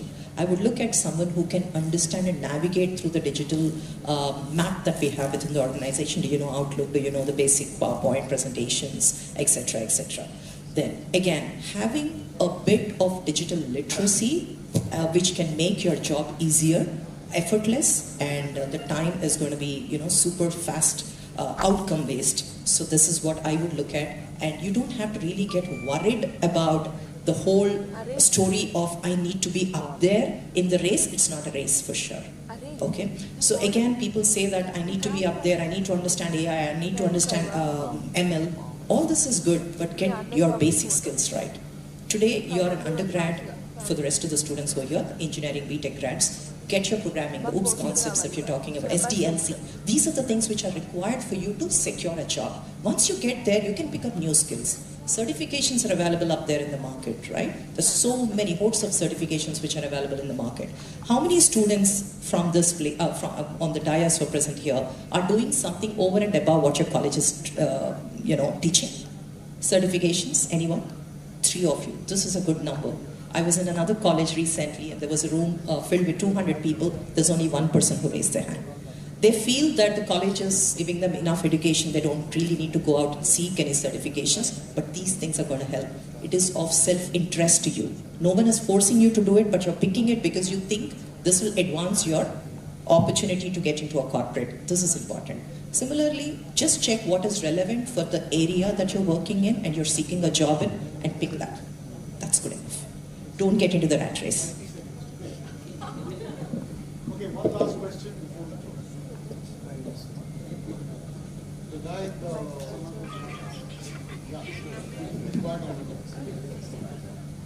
Sir, you actually stole my question at the start.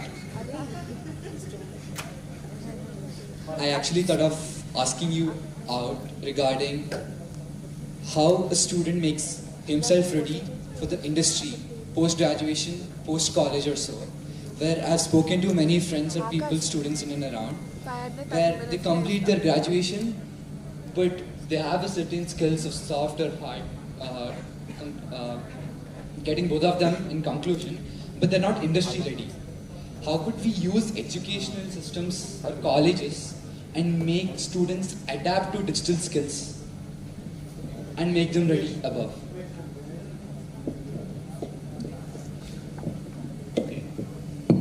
So your question was that how can colleges make you guys ready, right? I'm sure that many colleges are already doing this finishing program, teaching you everything apart from the curriculum already they do that, right?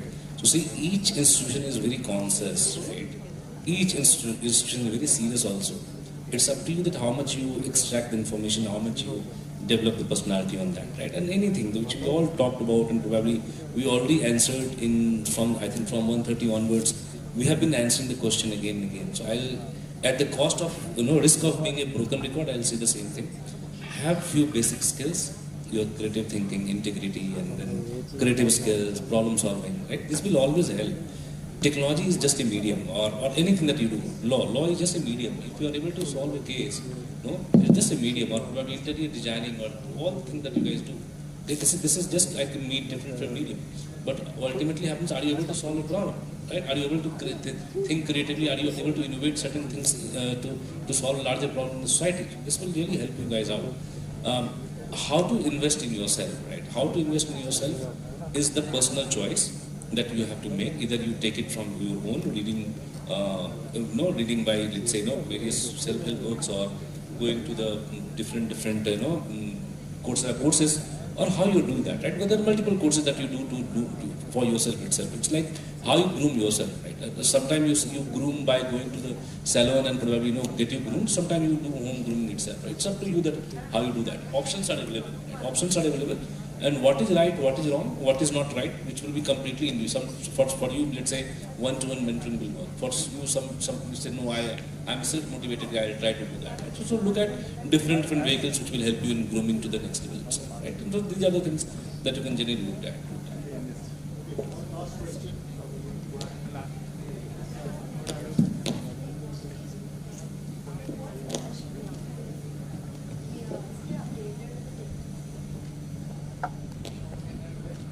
Should I say ditto from the previous one? Ditto. I think we've all said the same thing. You have everything at your fingertips. Right? You have to decide what's important, because that's the key thing today with so much information available. You need to decide what's important, prioritize, and focus with that. Right? I think that's the most simplest answer I can give in the interest of time. He said 60 seconds, but I think information is available. It's for us to make sense of it.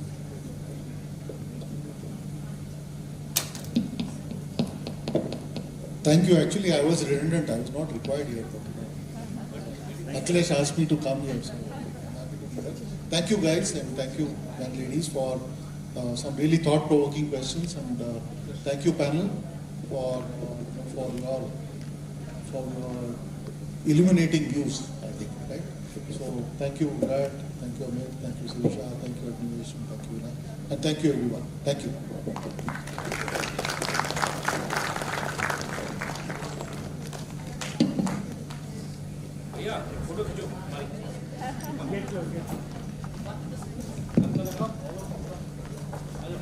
MSR sir, just one comment. Since morning, a lot of the volunteers, very smartly dressed, have been taking care of us till now. I think a huge round of applause for all of them. Wouldn't have been possible without them. I'm sure you say the same.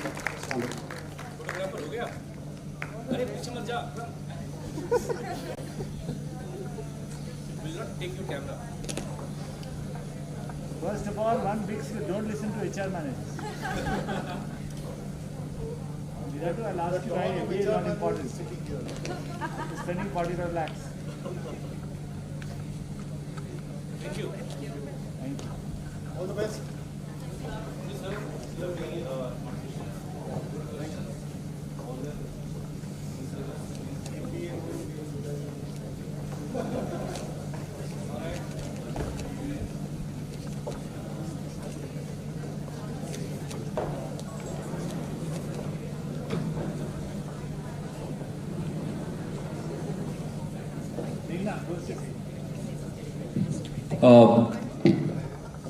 Thank you so much, sir. Thank you all for conducting the session. I think it was insightful. Also, I would like to specially thank all the leaders from NHRDN and Streetcars for being here. I know it was quite a session, and I think we as a team have taken away certain things on how to manage the crowd. I'm sure Meghna and we all will work together on this thing and we own it. But at the same time, I'm sure a bunch of you guys who've still stayed back listening to you guys are characters, man. So really big round of applause to all of you for just being here, for encouraging this session. At the same time, I'm sure there was some panic with the buses and all of that. But having said that, that's a takeaway for all of us and we will do that. Thank you so much. Well done, guys. Thank you everyone.